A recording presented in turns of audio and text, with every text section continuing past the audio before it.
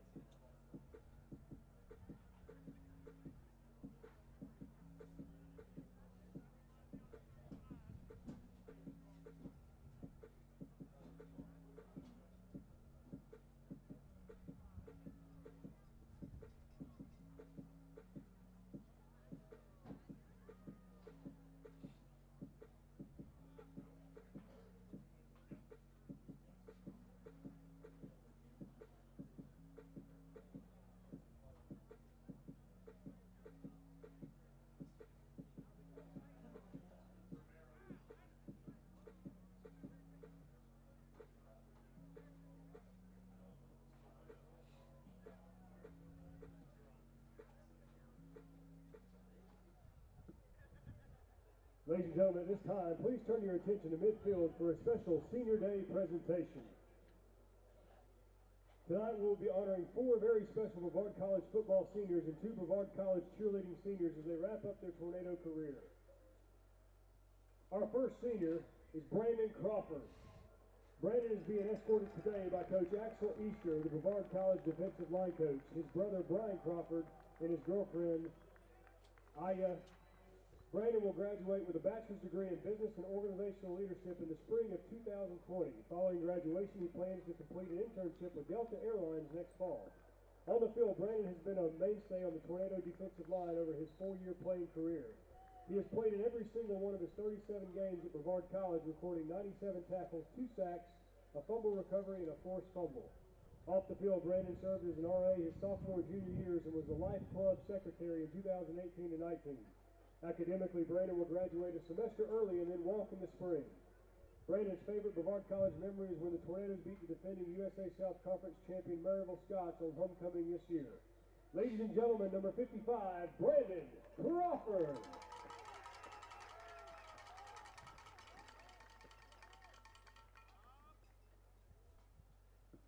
Our next senior is Quentin Jackson. Quentin is being escorted today by his mother, Chanel Jackson, his aunt, Andrea Jackson, and his brother, Dominic Jackson. Quentin will graduate with 2 Bachelor's of Arts degrees in Business and Organizational Leadership and in Criminal Justice. Following graduation, he plans to attend graduate school. On the field, Quentin has served as one of the key performers of Brevard College's defense. Over his 3-year playing career, he has tallied 83 tackles, 2.5 sacks for loss, 1 fumble recovery, and 6 interceptions. His 4 interceptions in 2018 were the second most single-season interceptions in Brevard College NCAA era history. It helped earn Quentin USA South All-Conference first-team honors. This season, Quentin received national honors from D3Football.com, being selected of the Team of the Week. Off the football field, Quentin is a member of the Brevard College track and field team. He is part of the 4x100 relay team that won the 2019 championship in the 4x100 relay race. He is also involved in poetry night at the local coffee shop in town. Ladies and gentlemen, number 25, Quentin Jackson. Our next senior is Ralph Roman III. Ralph is being escorted this evening by his sisters, Mariah and Kayla Roman. Roman will graduate with a degree in business and organizational leadership. Some of Ralph's future plans include owning a restaurant and becoming a coach. On the field, Ralph has helped Brevard's offense and special teams over his 2-year Tornado career. As a wide receiver, he has hauled in 55 receptions for 540 yards and a touchdown over 17 games played in the last 2 seasons. Ralph served as Brevard College's punter in 2018 as well, putting up impressive numbers en route to a USA South All-Conference second-team selection. He booted 38 punts for 1,376 yards, a 36.2 average yards per punt. He punted a career-long 55-yard punt and pinned opponents inside the 20-yard line 14 times in 2018. Ladies and gentlemen, number 5, Ralph Roman III.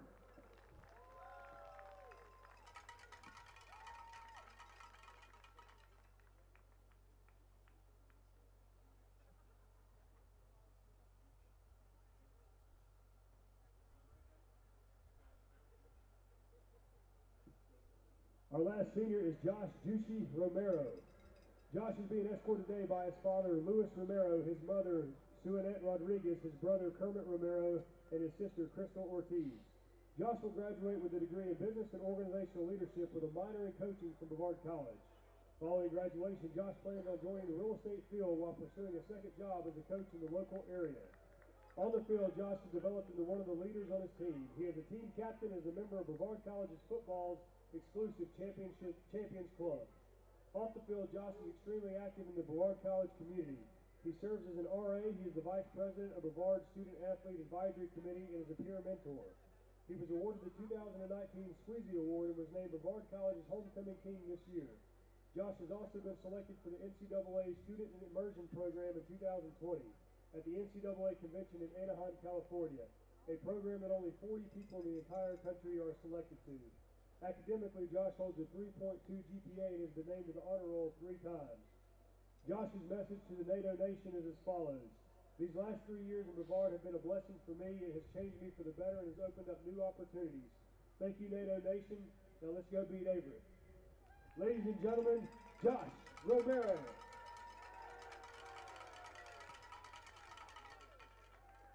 Fans, at this time, let's give one more round of applause for the 2019 Brevard College football senior class.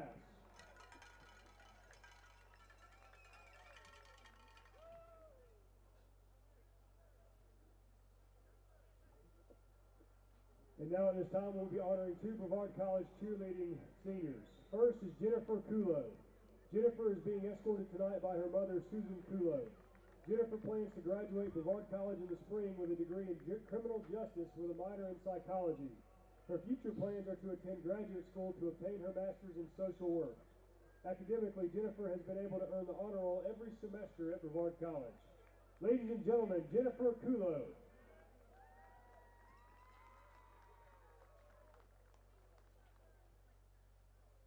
Our second senior is Corey Peoples. Corey is being escorted this evening by her mother, Krishna Peoples, and her nana, Brenda Peoples. Corey will graduate in December of 2020 with a major in art and a minor in criminal justice. Her future plans are to attend culinary school for a culinary arts program. Academically, Corey has made the dean's list and the honor roll in every semester at Brevard College. Fans, let's give it up for Corey Peoples.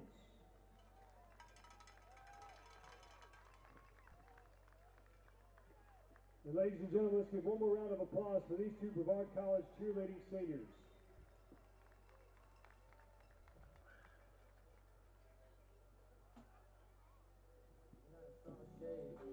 Still going bad on you anyway. I can feel like 80 rats in my Mary. Me and Dizzy back to back is getting scary. If you kicking with my eyes, just don't come near me.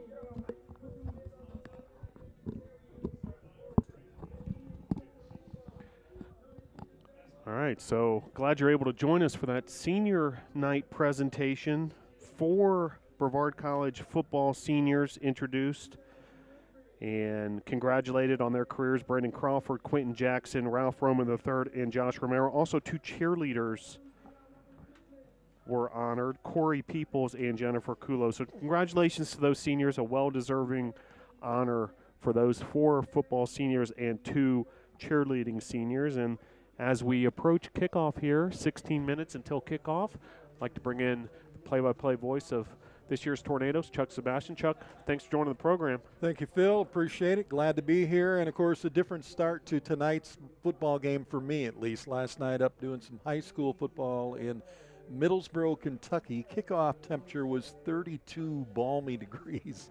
And I think by the time the game ended, it was about 28. Here we're sitting at 50. The sun's still above the mountains. So a little nicer and a little nicer for the crowd. But I'm sure once that sun goes down, they'll have to bundle up. Looking for a big game today, Phil. This is really huge for both teams. Averett comes in, of course, leading the pack with their record of 6-2, 4-1 in conference play, and the Tornadoes coming in with a 5-2 mark on the year, best mark they've had in quite a while, and 3-2 in conference play. These two teams have met twice before, and unfortunately the Tornadoes fell on the losing side both times. Last year's game was in Averett, 23-6 on that one. Both teams come in with a defense, though, that may be the outcome of this game, what the defense can do on both sides. For the Tornadoes, their defense this year has just been outstanding. They have racked up 15 interceptions, which is a new record for the Brevard School, 14 sacks. They've got 47 tackles for losses. They've got 4 defensive TDs. They only allow about 125 yards on the ground, 210 in the air, but they've only given up 13.3 points per game allowed. On the other side, Averett, the Cougars, come in with a really fine defense as well. 30 sacks, 9 interceptions, 68 tackles for a loss, 17.9 points per game given up defensively. So this could be the battle of one of those games where people go, boy, the score isn't very big, and it's probably going to basically come down to what the defense can do. If the defense can continue to stop on both sides, it'll be a low-scoring game, and we'll have to see if we can get the offense going here. Brevard has definitely been able to put up a lot of points this year, and they've been able to score about 37.5. So we'll see if they can put that total on the Cougars today. Yeah, the Tornadoes coming in with some considerable momentum. These last 2 weeks on the road, 2 very impressive wins, 26-20 at North Carolina Wesleyan, and then last week a 21-3 just sort of wipeout sort of performance of LaGrange. Did not even allow a point in quarters 2, 3, and 4 against LaGrange on the road, and Tornadoes with a 21-3 victory. And the, one thing worth mentioning there is the running game got going for Brevard. 223 total rushing yards, an average of 5.7 per carry. Touchdown runs by both Dalton Cole, who we've been seeing him more effective, on the ground throughout the season, and also Aaron Bennett with a 23-yard touchdown run. So see if that ground attack can continue for the Tornadoes. Certainly the defense, like you mentioned, has been a huge advantage for the Tornadoes all season long, but a considerable opponent in Averett, 4-1 in the USA South Conference. Their only loss coming to Huntington, who also beat the Tornadoes, one of the Tornadoes' 2 losses. So this should be a great matchup. Gorgeous football weather, Yes, not a cloud in the sky. It is going to get a little chilly once the sun goes down, like you mentioned on the top there, Chuck, but it should be a fun one. Averett and Brevard coming up shortly here.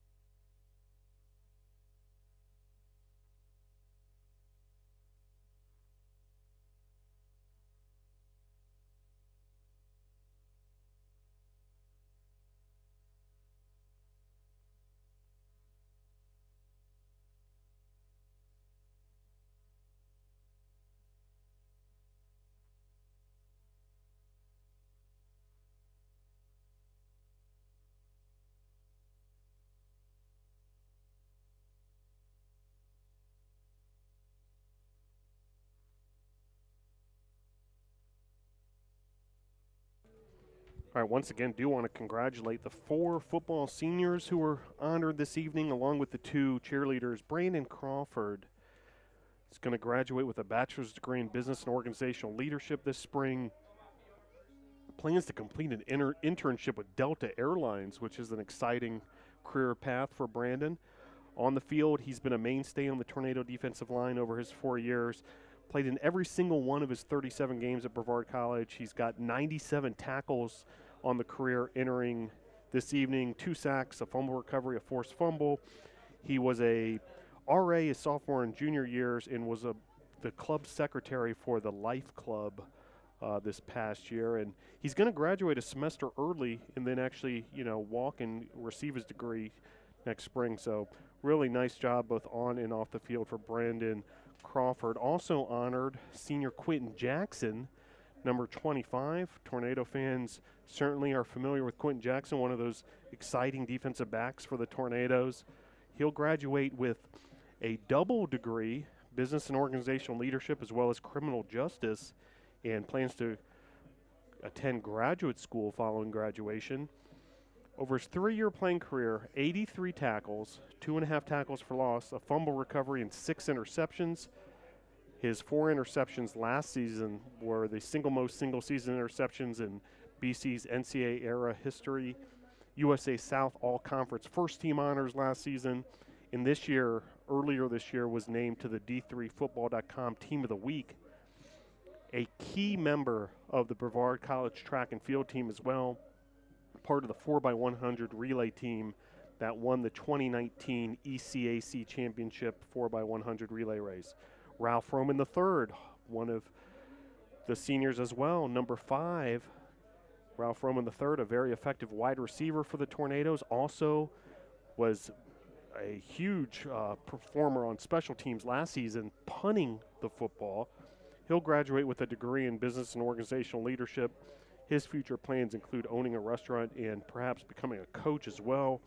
On the field, he's helped Brevard's offensive special teams over his 2 years at BC. 55 receptions and 540 yards as a wide receiver in his 17 games played thus far. And as a punter last season, actually was named all-conference for special teams. Did a great job punting the football. In addition to those seniors, also Josh Romero. Josh Romero will graduate with a degree in business and organizational leadership, minor in coaching from Brevard College. He plans on joining the real estate field and also pursuing a second job as a coach in the local area. He's part of Brevard College's exclusive Champions Club, which, hearing Coach Bill Kyatt describe the Champions Club, it's basically, quite simply, excellence in all areas, both on and off the field, academics, as far as attendance and meetings and so forth. Off the field, Josh, very active in RA, vice president of Brevard SAC, a peer mentor. He was named the homecoming queen, if you remember that, back before the Maryville contest, and has been selected, and this is really exciting, folks, to the NCAA Student Immersion Program in 2020. He'll actually attend the NCAA convention along with women's lacrosse student athlete Diana Loaiza in Anaheim, California. Only 40 student athletes in the entire country were selected for that student immersion program, and Diana Loaiza of women's lacrosse and Josh Romero, one of the 4 seniors, honored tonight 2 of those 40 student athletes. Josh, a tremendous example to his teammates and an excellent student, and congratulations to Josh as well. So Josh Romero, Quentin Jackson, Ralph Roman III, and Brandon Crawford, the seniors honored this evening. And coming up next, we're about 6 minutes away from Averett versus Brevard, USA South Conference football. Coming up next on a gorgeous but going to be chilly night here at Brevard Memorial Stadium. Thanks for joining us.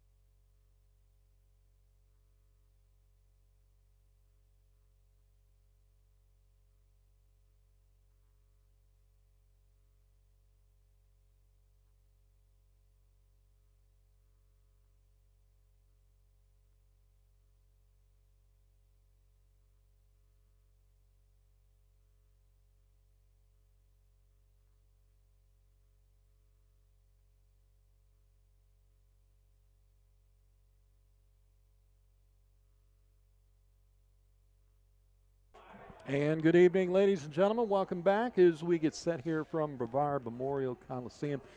The Tornadoes taking on the Cougars today in a big, huge conference game. These teams have seen the likes of at least 4 of the 5 opponents that they faced throughout the year, and both teams losing to Huntington. The Averett team lost 41-35, and if you remember, the Tornadoes lost that game 21-10 back on October 19th here in a game that actually could have went the other way, minus 1 or 2 plays. It could have been a win for the Tornadoes. So common opponent-wise, that is the only difference. They both lost to that team. They beat every other team that they've faced comparably, and of course, one more game for each of them after this one before the season is done, and then maybe some bowl game possibly for the Tornadoes. That will be determined at the end of the season. And of course, that game will be played on or about November 23rd. Keep up to date right here at bctornadoes.com, as well as their Facebook, Instagram, and Twitter page to find out if the Tornadoes get to go bowling this year. It'd be kind of fun. Next year, of course, they'll be qualified for NCAA Division III play, and they'll be able to get into that in the standings and things of that nature, where they will be finally, Phil, approved, so to speak. They're waiting out their time, so to speak, to get into the NCAA, into Division III. In fact, Chuck, the athletic department was able to secure a waiver to accelerate the process a year earlier than the normal schedule for most schools. So next year, the Tornadoes will be full-time members of the NCAA Division III as well as the USA South Conference, and therefore will be eligible for postseason play and all the awards and accolades that come with all that. In the interim, membership in the ECAC gives student-athletes at Brevard College the opportunity to participate in postseason play if their team indeed qualifies. The typical barometer across all sports in the ECAC is a winning record. Right. So the Tornadoes have secured that for this season, but certainly there's only so many spots for those ECAC postseason games, and talking to head coach Bill Kyatt, every win matters from this point forward to make sure you secure that bowl game. Yeah, big chance here, the win here and a win next week, and that might give them just the edge to get over the hurdle, so to speak, to get that opportunity to go to a bowl game. It'd be nice to see them do that, especially after the year they've had. We talked about the defense, and it's going to be the Tornadoes starting off on defense. Looks like Averett is going to receive. They win the toss, so they're going to elect to take the ball first. So that means your Tornadoes will get the ball to start the second half. They will work with Jacob Wright, a quarterback, a senior who is 6 foot tall. He goes about 200 pounds on the year, 1,734 yards passing, averages about 216.8 per game. And, of course, likes to hand the ball off. They put about 1,362 yards on the ground this year, about 170 per game. And they scored about 37.5 per game. But again, going against a defense that only allows a total of 336 yards a game, 125 of that on the ground, 210 in the air, but only has allowed 13.3 points per game. So like I said, defense going to be a big factor here. You'll see Josh Tapscott probably doing most of the running with the ball today. And, of course, Nixon and Jared Mosby, the 2 wide receivers, will be 2 of the targets that Jacob Wright looks for. Yeah, it's going to be compelling to watch that Brevard College defense matchup against this Averett offense. Brevard College's defense amongst really the elite in the nation, the kind of numbers they've been putting up all season, especially against the pass. It's going to be fascinating to watch this matchup between Averett and Brevard. Just moments away now. We're just waiting on the final I guess some proceedings here with the officials and the coaches to make sure everybody's on the same page. And now it looks like we're getting ready to roll here, Chuck. Well, one big thing too is, and this is going to be maybe the difference in this ball game, is if the front three for Brevard can get through that offensive line. That is a big line as you go across from left to right. They go 290, 305, 305, 290, and 315.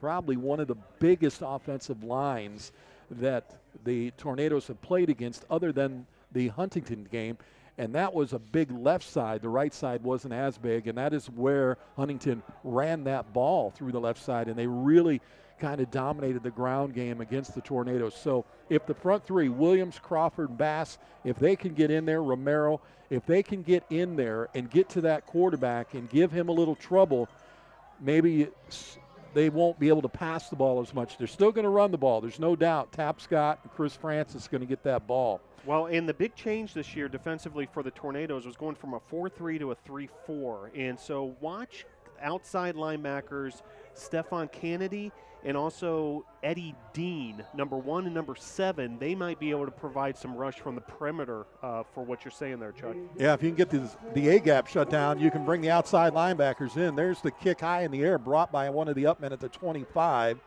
Taking at the 30, gets a little bit of a seam there, gets it out to about the 48 before finally being taken down.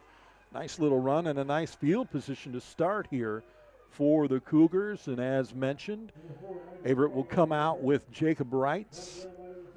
In the backfield will be Josh Tapscott.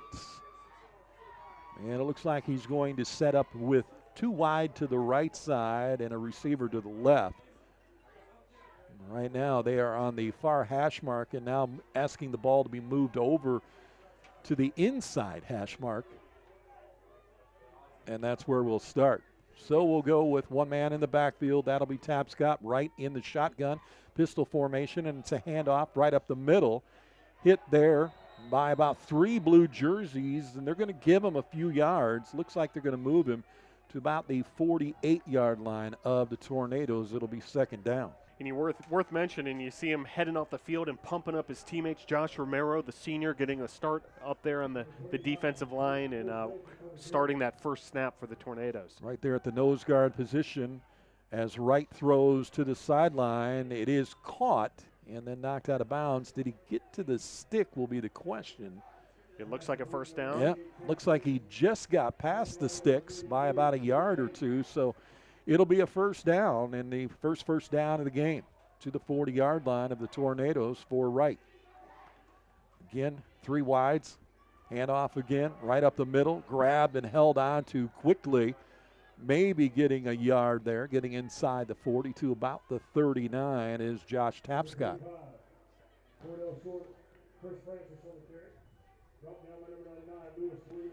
So Williams the third, of course, right in there in the middle at that nose guard position, able to bring the running back down quickly for just a yard gain. 2nd and 9. Looking to throw to the sideline, up in the air, nice catch, but then dropped and incomplete. And a great play there at the 20-yard line. Boy, that was a beautiful throw, but an even better defensive play there. And again on the outside, that is Rook Tate, able to hit the wide receiver hard enough, knock that ball loose. Yeah, Rook Tate, exciting true freshman for the Tornadoes, has already won some awards throughout the USA South in Division III football, and another big-time play there by Rook Tate, who has made an impression here in his freshman season. Man in motion, left to right. There's the snap in the shotgun, looking to throw, being chased. Slips, gets himself off the ground, throws to the far side's got a man at the 19-yard line, chased down and then ran out of bounds. It looks like they're going to mark him downfield at about the 13. Someone broke coverage there and got open, and it looks like that pass into the hands of Chase Nixon. Yeah, big play there. See if the Tornadoes now can tighten things up now that Averett's in the red zone and keep Averett out of the end zone on this opening drive, aided by that great field position after the kickoff return. Yeah, they had him right where they wanted him, but that is a great throw there and finding the open receiver. Low snap, fakes the handoff, and then taken down in the backfield. Beautiful play defensively, getting in there very quickly and bringing Jacob Wright down to the ground in a loss of about 4 or 5 yards.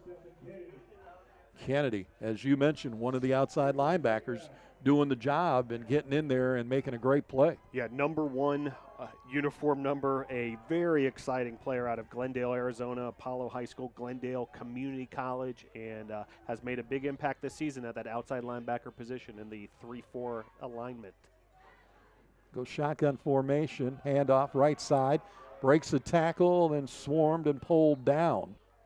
But not before he gets to the 10-yard line.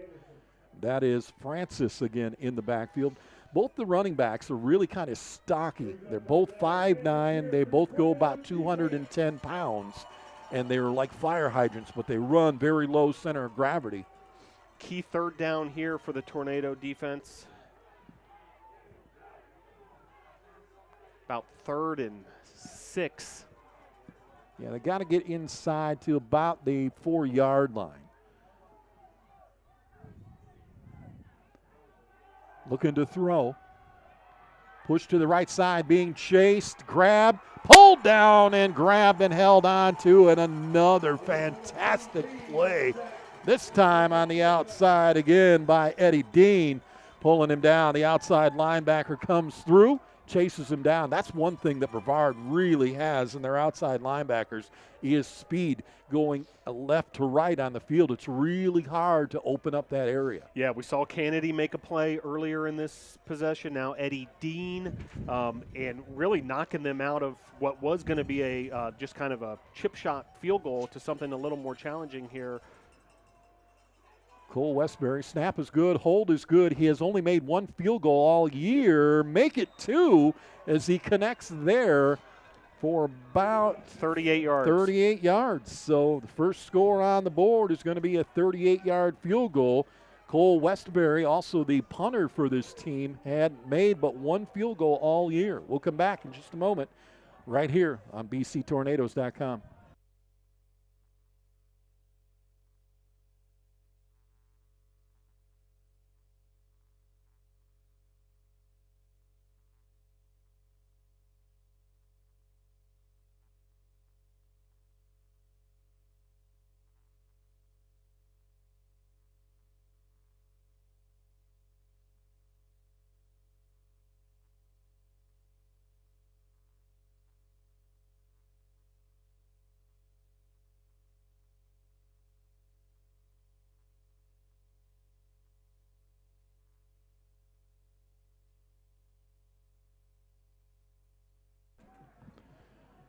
So back to receive is Jimariel Parks and Gerald Hines for the Tornadoes awaiting this kick.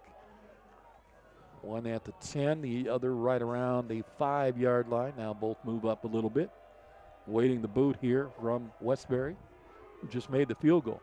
Short kick going to be taken at the 15, 16, drop, picked up at the 20, 25 to the middle of the field. Breaks the tackle there and gets knocked down at about the 31-yard line. A nice little run there to get good field position to start. And that was Hines on the carry there. Well, I consider that a win for the Tornado defense, the way Averett was moving the ball in that opening possession.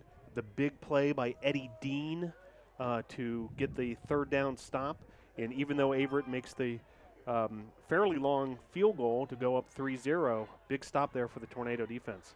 Dalton Cole will come out now, and he will split 2 wide receivers and 1 back in the backfield to run up the middle following the center. Eubanks gets the Tornadoes to about the 36-yard line. So a pickup of a few there.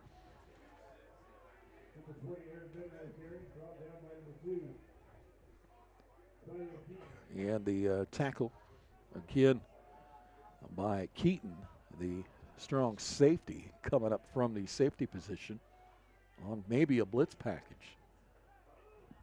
Cole will go up under center. They'll go I formation in the backfield with 2 wide receivers from the 36-yard line. Handoff, left side broken. to the 50, 45, 40 down the seam, and then to the sidelines, and a nice run there. And a beautiful run. That is Aaron Bennett doing the tailback today. The sophomore is 5'10", $175. Huge run there for Bennett. Getting into the ball game here early. Usually you see Rouse and Turner back there, but Bennett gets in, and Bennett makes a nice run there. So 2 handles of the ball already, and he's over 30 yards. Ball gets moved down to the 38-yard line of the Cougars. Cole, handoff again. Ankle's broken, and gets out of the tackle there, but I believe a flag come down? No? Yep, holding is going to be the call on the Tornado offense.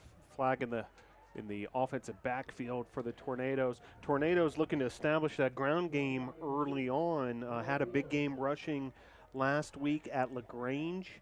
Aaron Bennett certainly a part of that, and certainly trying to establish that run here as the holding call is going to push the Tornadoes back a bit. But interesting start to this game as far as the offensive play calling, trying to establish that run, but certainly have to face a 1st and long now to get things going again. And they'll move that ball almost back to midfield. That ball will be placed at the 48-yard line of the Cougars, where it'll be, like you said, a very long first down of about 20 yards, give or take, that they've got to complete here. So now they will move the 2 wideouts to the right side and then bring the tight end over on the far side. That is Henley now on the right.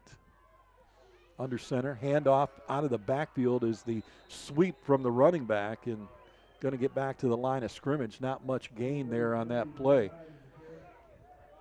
All run still thus far this opening drive for the Tornadoes, and now facing a 2nd and 20. So certainly, all conventional wisdom would say pass on this next down here.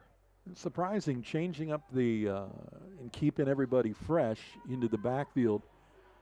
This time comes Turner, and he will be the deep back behind Cole, who will go up under center with 2 wide receivers to the right side. Looking to throw, the left-hander steps back, now breaks the pocket, has to tuck it and run. To the outside he goes, and he got popped there at about the 40-yard line, about the 41-yard line, and that is where Cole will go down. Picking up about 7 on the carry, but the pocket didn't hold for him, and he had to get out of there. Yeah, Cole is effective on his feet and, has a background as an option quarterback in high school and has been running the ball more and more this season. That run certainly not by design necessarily, but seemed like he had no option but just to take off there. Yeah, once the pocket broke down and they started to surround him and pushed him out, he had to move forward. He had to go up into the pocket. Didn't see the receiver he wanted, had to take off and go. Tries to help out, gets about 7. This is a long 3rd down. Little bubble screen there, and it looked like it may have gotten tipped. And not going to get much on that catch either, and it's going to bring up the 4th down. And it's too long for the field goal as the ball is at the 42-yard line. Yeah, and Joe Gullo is going to handle the punting duties for the Tornadoes here, number 23. Yeah, that's unusual. Usually that's Jackson Youngblood. So Joe getting an opportunity here. And a good punt and a fair catch wave for inside the 10, caught at about the 8-yard line, and that is where the Cougars will start on offense, their 2nd offensive possession. We've got 7:54 left to go in the first quarter, a 3-0 lead right now for the Cougars over your Tornadoes. And the sun is starting to go down, and you see more clothing going on the folks downstairs. That's right. I got to hand it to these fans. They look like they're prepared, Yep. for whatever might come up with this, weather change this evening. They got blankets coming out and hoodies and so forth. Layer up. That's what they say is best. That's what I did. I brought some extra layers to put on later. Here's the handoff up the middle, off the left guard side, across the 10 to about, looks like they're going to give him the 13-yard line. And that is Francis again on the carry for the Cougars. So right now they continue with Francis in the backfield, and Josh Tapscott not getting a lot of carries here so far here in this first quarter. Right side, getting out, and the linesman going to move him to about the 20-yard line. That is going to be good enough for a first down. And right now, Cougars trying to do a little hurry-up offense. Kitch Brevard out of position here, and they're still out of position. And now Jacob Wright doing his thing in a shotgun formation on first down. Throws to the right sideline. Pass is dropped, and he's trying to hit Jared Mosby. Incomplete. Will bring up a second down. We mentioned Rook Tate earlier. Jacques Pledger on the coverage on that last pass. Pledger, also an exciting freshman defensive back who's been called into duty due to some injuries. Actually started the season as a running back and shifted to the defensive side and has just played excellent on that corner position for the Tornadoes. Yeah, a few weeks ago, Josh had 2 interceptions in his debut, quote unquote, for that cornerback position. Whistles blow before the play takes off. And we'll see what this is in the backfield.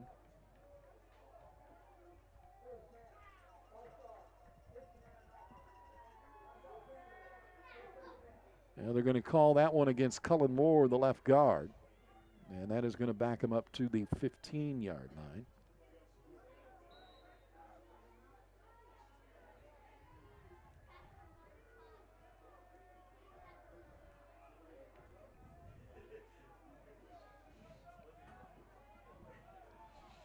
So it brings up a second down and 15 from the 15 in the shotgun. Handoff left side again. Francis breaks a couple of tackles, gets across the 20 to about the 23 before he's taken down there. Gain of about 8. And that'll bring up a third down and about 7. So right now this is where the Tornado defense really has to stand tall. They could get very good field position out of this, Phil, if you can shut this third and out. Yeah, we'll see what defense coordinator Luke Jakes styles up here against this Averett offense. Looks like they're going 3 wide receiver set. Yeah, they're going to move a man in motion across the left side. They're being chased into the backfield again, trying to get out of there. Now throws, gets his man inside the 40. He's pushed out at about the 43-yard line. And again, somehow Jacob Wright escapes, finds a receiver about 15 yards ahead, good enough for another first down. And yeah, certainly the pass rush was there for the Tornadoes, but some elusive play by the Averett quarterback to keep that play alive. This is a magic. It looks like making himself look like Brett Favre out there. Delayed draw to Francis, and he'll be driven backwards. They'll give him the 45-yard line before he's knocked down. Like I said, 5'9", 211. He's just short, stocky, built, low center of gravity. Him and Josh Tapscott, who we have not seen in the backfield very often. 2 of the leading rushers for this Cougar team. They're at the 45-yard line on a second down. Throwing to the right side, little out pattern. Gets his man at the 50 and then knocked out at about the 47-yard line. And again, that is Jared Mosby making his second catch over here on the right side. Yeah, an athletic play after the catch there by Mosley to gain that first down for the Cougars. Pledger had to come up and make a second hit as he was grabbed by the defensive end and held on to it, and Pledger finally able to knock him down. Another first down here for the Cougars as they're across midfield. Changing the play is Jacob Wright as he goes to the line with 2 wide to the left, 1 to the right side. Halfback comes up and meets him. This time it is Josh, and he will get the handoff. Tapscott will go across to about the 42, 43-yard line of the Tornadoes. That is where they'll mark him. Brandon Crawford, the senior, checking back into the contest. Also Stefan Kennedy, so different personnel here on this down for the Tornadoes than what we just saw on the previous down. See what Tornadoes defense can do here. Driving right side and kicked it back into the middle. Got knocked down at the 36-yard line, and it's enough again, Phil. They continue to run, and they get to that secondary spot of that second part of the defense into the linebacker core, and they're able to pick up that extra yard for the first down. Yeah, and as a result, this is becoming a lengthy drive here. Started inside Averett's own 10. So there's Nigel Farmer on that carry. He's another one of these guys that continue. They've got like 4 guys that they work in the backfield. Farmer, Webster, Francis, Tapscott. They all can put yardage on the ground, and a good job there for maybe about a half a yard gain. Put the ball at the 35.5-yard line. Second down. We've got 3:29 left to go here, and they'll call it a second and a long 8. Looking to throw on second down.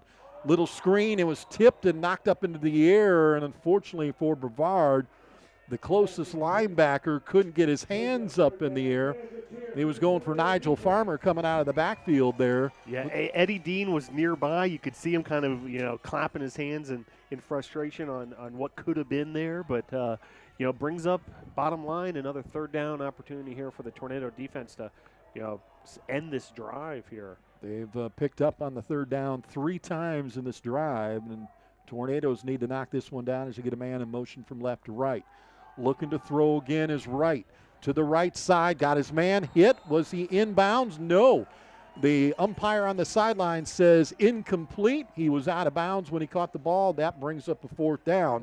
And finally, the Tornadoes are able to get out of that drive. And, of course, as we mentioned, that was a tough drive on them because of the third down situations.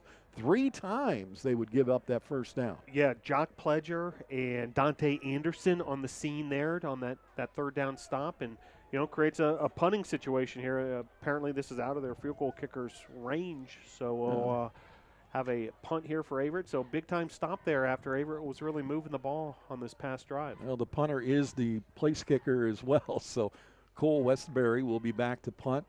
High, end over end, is going to hit and go out of bounds at about the 6 or 7 yard line. See where the ref puts the foot down. He's going to say it's at the 6. So Brevard is going to start deep in their own territory with 3:07 left to go on the clock. 1st and 10 on the 6 yard line. This will be their second possession of the evening here in the first quarter, a 3-0 lead. So the Tornadoes defense finally stepping up there, and it was needed badly to stop that drive. And the amount of time, as you mentioned, that they've been taking off the clock, too, in their first 2 offensive possessions. So Cole will work with 1 man in the backfield, 1 wide receiver. Handoff going left guard and pushing that ball out to about the 7 yard line, picking up just a yard on the carry. Looks like the Tornadoes continue to try to establish that run. Another running play on first down. Well, you want to try to get out of the 10-yard line, 15-yard line area. You want to give yourself a little room to move as a quarterback. So I would imagine they'll probably hand off again, try to run, try to break that defense a little bit before they give Dalton an opportunity to throw. He's going to keep it himself. Nice cut back inside, but didn't fool anybody. Maybe to the 9-yard line, so another pickup of a couple of yards, and now it'll bring up a 3rd.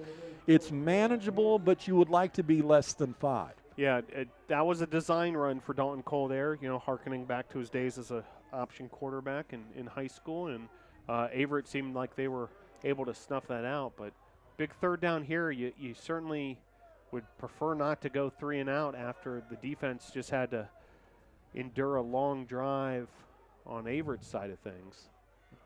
Damone Rouse is in the backfield. He's the only one. As Cole comes to the line with 1 wide out to the left side. That's who he's looking for. Gets him on a crossing route. It got deflected and tipped. And, boy, if he would have been able to get that ball a little quicker out, he would have been all right. He was trying to find Cortez Scales Jr., and unfortunately the pass got tipped. It goes incomplete, brings up a 4th down, and the Tornadoes on their second offensive possession will have to punt. And Joe Gillow will do the punting again. Do you know if Jackson Youngblood is hurt? Or? I'm not sure what the situation is. I did see Gullo warming up quite a bit in punting with the first team during warm-up. So at least for today, it's Joe's duty, it looks like. Well, out of the end zone, it goes to the 41-yard line of Brevard. So a pretty decent punt there. They'll mark it at the 40. And then decent punt, having to punt out of your own end zone. kind of end over end, and another fair catch called for, but a very short field position now for the Cougars. Yeah, another test for that Brevard College Tornadoes defense that's been so excellent all year long. And this is around the time you really could use a turnover if you're the Tornadoes, anything to get the defense off the field a little quicker, perhaps, this drive. Yeah, one thing that when you got two defenses that are both known for giving up very few points, no more than a dozen or so per game, that is when a game like this gets really, really tense. And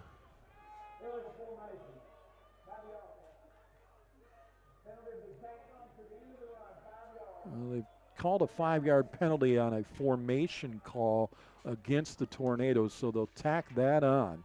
And now they will move that to 35-yard line. So now an even shorter distance for the Cougars to work with. 18 seconds on the play clock. Handoff left side. Breaks one tackle but gets swarmed under immediately, and then they blow the whistle. They may give him about a yard there. We'll call it 2nd and 9. Ball placed at the 34-yard line. A nice job by that Tornado front, battling that big Averett offensive line on that. 305, 290 on that left side, and that's exactly where your tailback went. Now looking to throw, being rushed and being grabbed. Gets out of that one, now still going, throws, gets to the sideline, got his man on the sideline, and that is Lambright. But, man, they had him in the backfield, Phil. They had him about 7 yards deep. Yeah, Jerome Bass with the heavy pressure there for the Tornadoes, being able to break through from that defensive line. Another sort of Houdini act by the Averett quarterback. 3rd or 4th one there. But it's still short of a first down, so a chance here for the Tornadoes on a 3rd down here. Looks like the ball's right around the 27-yard line. 3rd and about 2.5, give or two. Oh, and somebody moved and somebody just got bowled over. I believe that was Williams the third. It was the truck that hit the offensive lineman. Wow. Williams 6'2", 330. And it is movement by the Cougars, so not only do you get hit and knocked down about 5 yards, you're going to lose yardage as well for the movement on the line. Well, offensive lineman moves, defensive lineman, it's go time. Yes, it was, and man, he just laid him out. Boy, to be, when you get hit by 330 pounds, 6'2", you know you got hit. They call that being tattooed or pancaked is another term that they like to use. And that was definitely a pancake. So a long 3rd down of about 8. 46 seconds on the game clock here in the first quarter. That ball spiraled to the right side, but again, out of bounds. Just a little too far. He leads his man. And he was looking for, I believe that was Bigelow on the far side there. And Quentin Jackson on the coverage there for the Tornadoes. Great to see Quentin back in action on tonight's senior night. He's had a couple injuries he's had to deal with this season, but great to see him on the field and getting things done there on that last play. So the clock stops at 37 seconds. It is the 33-yard line is where they have the football. It's 4th and 7. And looks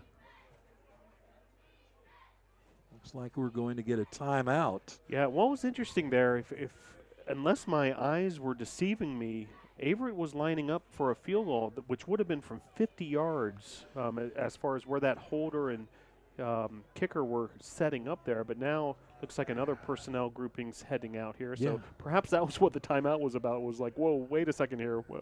I don't think we want to try this field goal from that far. Well, he's got, from that last field goal, it just barely made it over, and that was a lot shorter than 50. And like I said, he's only made one field goal all year out of, I believe, 6 attempts. So – well, it's that part of the field that you've got, options. Yeah. You can punt the ball and try to pin the Tornadoes back. You can go for it on 4th down, because if you don't make it, the Tornadoes are still, deep in their own territory. or you can try the long field goal. Looks like punt is the option they're going to go with. Yeah, they're going to try to place this into the corner if they can with Westbury. He made a good punt last time. Remember, it went out at about the 6-yard line. Let's see if he can do it again. Tornadoes need a good run back here. And Westbury with an end over end. This one might punt too far. Yes, he did. He went into the end zone. So he gave it a little too much that time, and he really didn't angle that very well. You would think you've got to get a little more height. You got to try to angle it. Well, if you're the Tornadoes, you certainly take that. You know, Sure. a 33-yard punt net of only 13 yards, tornado ball at the 20 and another stop, by the Tornado defense. The Tornado defense has, been tested quite a bit here in this first quarter, and to, get out of this quarter only allowing 3 points, I think, the Tornadoes will take that. Yeah, that's a big positive there for the coach's defense there for the Tornadoes, and that is exactly what they wanted. And the 20-yard line is where the ball will be placed, and I don't know why the ref went over there and grabbed that ball and was going to move it, but now he put it back. I thought he was going to run the way he picked it up and took off. So the clock will begin at the snap, and we'll probably be able to get maybe 1 or 2 plays off here depending on what they do with the ball. And I'm going to guess that they'll try the one play, and if they can complete it or get some yardage on it, they'll let the rest of it run out, and then they'll start the second quarter. Looking to throw on first down. A little slip there by Cole, now being chased, grabbed and yanked down behind the 15-yard line. And a great play defensively and getting in there quickly. And that's something that you didn't want to see happen.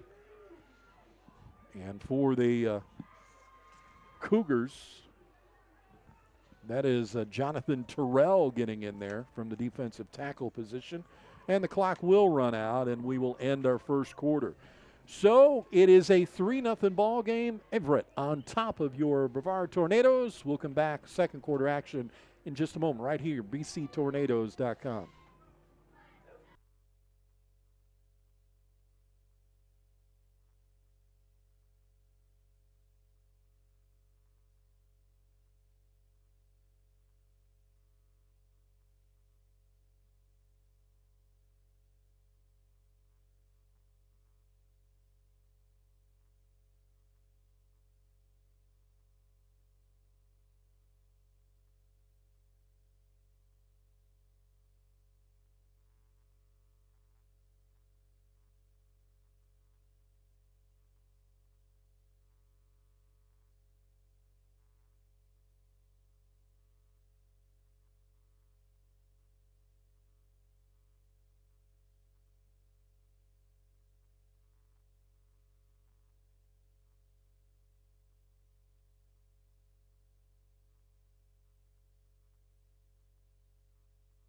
Welcome back, everybody, as we get second quarter action. Getting ready to start here. We'll put 15 up on the clock. It is a 2nd and 13 from the 17-yard line.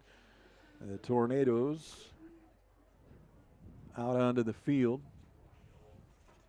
and trying to get something going offensively. They send Jamie Turner in to the backfield this time. So far, they have done a nice job of staying away from Connor Showalter, the middle linebacker for the Cougars, who's had a phenomenal season this year.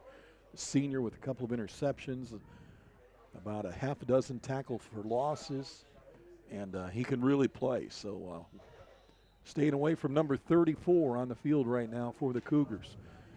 Cole's going to go with a 4 wide receiver set, and off his left hip will be Turner. Looking to throw, quick screen.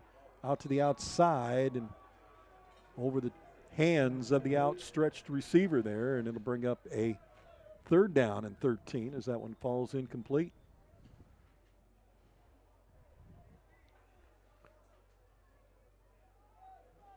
Going for Scales again on that far side. Him and Brandon Norris were on the left side.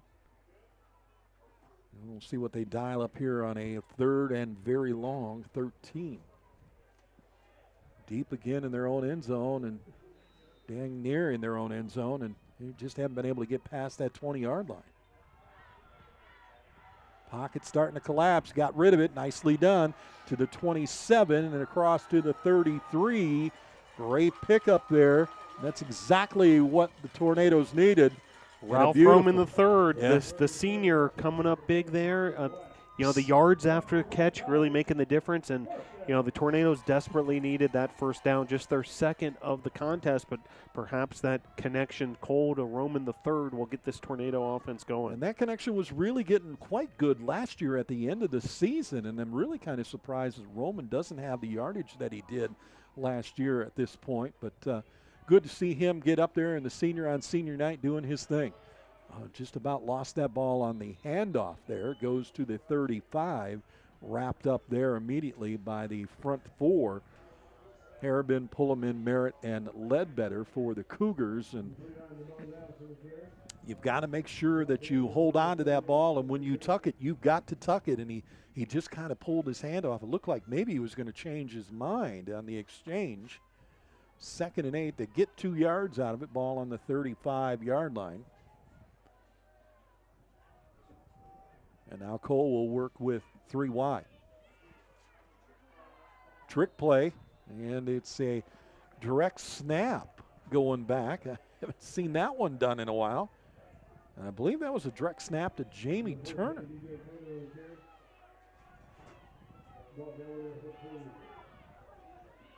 So let's bring up a 3rd and 4 situation. Ball out to the 41-yard line, and actually it's going to be shorter than 4. It's going to be about 2. Call it 2.5. They'll bring everybody in tight. They'll wing and they'll double eye the formation. Now they'll send one man in motion wide left side. That's who he's looking for on a crossing route. And boy, grabbed and held on to, trying to pull that down was Cortez Scales. And man, I thought for sure they were going to throw a flag there. It looked to me like the arms of the defender came around Scales a little early, but no call. Well, tough break there for the Tornadoes, not getting a pass interference call there. However, I think this was a significant drive for the Tornadoes. We're able to garner that first down, get that 3rd down conversion with Ralph Roman the third, and kind of flip the field position a bit here. Low snap. That one just about got blocked there. That punt bounces at the 35 and then takes a Tornado roll down to about the 21-yard line before it's finally touched. So they get a low snap there. Wasn't a very good snap, and getting that punt off, nicely done. Joe Gullo getting it done. Boy, whew, man, that was close. I thought, block time, and he did get it off. So Cougars will start just outside their 20-yard line. We've got 12:48 left to play here in the second quarter. A punt of about 39 yards down at the 21. So he's averaging a little over 40 per punt, which isn't bad. And off right side, trying to get outside the edge. He does to the sideline, but he'll get knocked out at about the 24, and a flag comes out from the secondary judge on the far side. So we'll wait to see what the call is here. Pledger doing the job over there again. You hear his name being called on, and boy, that young freshman has got some serious talent and has played very well. Yeah, what a story. The freshman from Monroe, Georgia, converted running back and has adapted to the defense like he's been there his whole career. Calling he signaled a face mask, but then he said a holding call, so I'm not sure. Either way, it's 10 yards, and it is against the Cougars, so that'll back up the Cougars even further. But he went like that, pulling like they do for a face mask, and then he said holding. So they'll back it up a little further now, just in front of the 10-yard line. And they will send 4 wide. Looking to throw a little bubble screen, dropped there at the 10. Didn't connect there on the outside. And it'll bring up 2nd down. Went for the quick little screen, trying to get the extra attacker with his running back coming out of the backfield to block for his wide receiver on that far side, but unable to hang on to the football there is Jared Mosby, who's one of the leading receivers for this squad. They'll send him to the right. And then one receiver here to the near side. So a 2 wide receiver set on the left.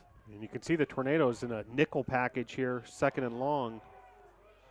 Rush through the middle, hit a couple of times, and finally brought down at about the 14-yard line. So this is going to create a very long, it should be a 3rd down play, correct? Yeah, that's indeed the case. It should be about 3rd and 16 or 17 yards to go. There we go. They got it right now on the scoreboard. I looked over there, and it said 3rd when they started. It's 3rd down now. So trying to get the crowd pumped up once again as he will go empty backfield set. Looking to throw right across the middle. Got his man, and he is pumped hard at the 16-yard line. Immediately hit and getting nowhere. And wow, what a hit there by the defense. Jaquan George showing up today. Jaquan, the outside linebacker, sophomore, 6'1", 180, and he just leveled that receiver immediately. And it brings up a 4th down, and they will punt again. Big 3 and out there for the Tornado defense, and they'll be rewarded here. Should be some good field position for the Tornado offense and Dalton Cole. Westbury will punt from about his 5-yard line. Gets a good punt off. Backs up the returner back to his 28-yard line. Goes 30, 35. Cuts to the right side. Flags fly. 43, 45, 50. Now finds the seam going down the sideline. Run out of bounds at about the 37-yard line in front of the Brevard bench. But flags flew way back here at the 37-yard line of Brevard. Exciting return there from Brandon Norris. An absolute boomer of a punt by the Averett punter. Yeah, if he would kick his field goals that way, he'd have more than 1 or 2 now this year. But, yeah, unfortunately, I think this one's coming back. And you're right, that was a great run. He found that little seam right there at the dash and the hash marks. Then he cut it back to the side and went down the sideline before getting knocked out. But most likely this is usually a hit in the back. And I don't believe his microphone.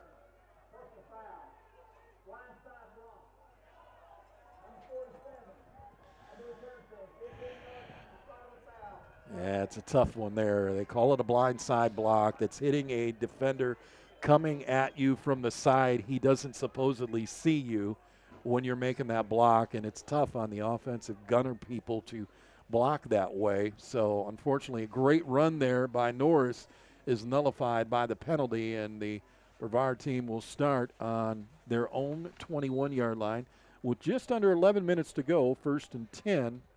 And we'll see if they can get out from that shadow of their side of the field. Still trying to find the other side of the 50-yard line, Phil, and it's very unusual for this offense, usually able to put up points pretty easily, as they have put up 24 points per game right now, having a little trouble here in the first half. There's a run to the left side. Nicely done. A huge block as his left guard, Reeves and Eubanks, come back over, make a blindside block, what they call turning and going the other way. Instead of they were going right, they turned left, and the running back sees that, makes a motion, circles around, and gets all the way out to the 35-yard line. Beautiful Rouse. Great to see Rouse getting it going. The running game, a key part of that win last week against Averett, and Tornadoes moving the chains. So a nice 14-yard run there. Puts the ball on the 35-yard line. Hand off again to the left side. Tries to reverse direction. Gets back to the line of scrimmage. That last punt by Cole Westbury ended up being 55 yards. That was quite a boot for that young man. Brings up 2nd and 10. Is no gain on the play there. And again, trying to get through. Now, defensively, they go 215, 250, 295, and 200 across the front 4. And this is where really the Tornadoes should have an advantage, because they've got a big offensive line. They'll go left side with it, get a couple of yards before being pushed back and knocked down. They're trying a little shuffle pass there was Cole. Averett defense on the case, and Tornadoes will be faced with another third down here. Trying to get through the middle, the second level of that defense, trying to get through the linebackers. And so far, the running game has only produced a couple of good runs, but Aaron Bennett for 14, that time only for 1. So we'll see what happens here. 3rd and 8 situation. I'm sorry, that was a little shovel pass to Brandon Norris. The last run was by Bennett. So Bennett, a big run and a little run, and now you put a man in motion. Double receiver stack on the left side. Crossing route there, but right into the linebacker, and apparently didn't see him. And he's right there, and he's lucky that Mintz didn't just intercept that ball and go to the house with it. So Cole goes incomplete again, and Brevard can't get it across midfield. Under 10 minutes to play here in the first half. 3-0 is the lead, and that's only because your Tornado defense has been very, very strong. Here's the boot. Gallo, fair catch signaled for again at the 31. They have not taken any opportunity to run it back, and of course on that one he probably was pretty smart, as he was surrounded immediately by 3 blue jerseys. 1st and 10 from their own 32, 9:13 left to go here in the second quarter. And the Cougars up by a score of 3-0. Phil, you're been out on the road quite a bit. You've been doing some soccer and some other things of that nature. And yeah, been an exciting fall for the Tornado athletic department, and the men's soccer team actually on Monday night. We talked about the ECAC and the implications for the football team. On Monday, they'll find out whether they qualify for the ECAC championships. Throwing on first down, little bubble pass to the outside, got across the 32 to the 33, taken down very quickly on that corner. And that again is Pledger doing his job over there on that far side. Talking to our baseball coaches, head coach Mike Victory and assistant coach Rob Julian, was informed that Jock Pledger is going to play some baseball for the Tornadoes this spring as well. So it seems like he can just do it all. Well, hey, you got to like guys that can, do 3-4 sports if they can. I know some schools, they don't like it. They'll tell you they do, but it's totally different if you get into a coach's meeting. There's a run to the left side across the 30, breaking the tackle at the 35, scampering for a few more, gets across the 45 to the 47-yard line.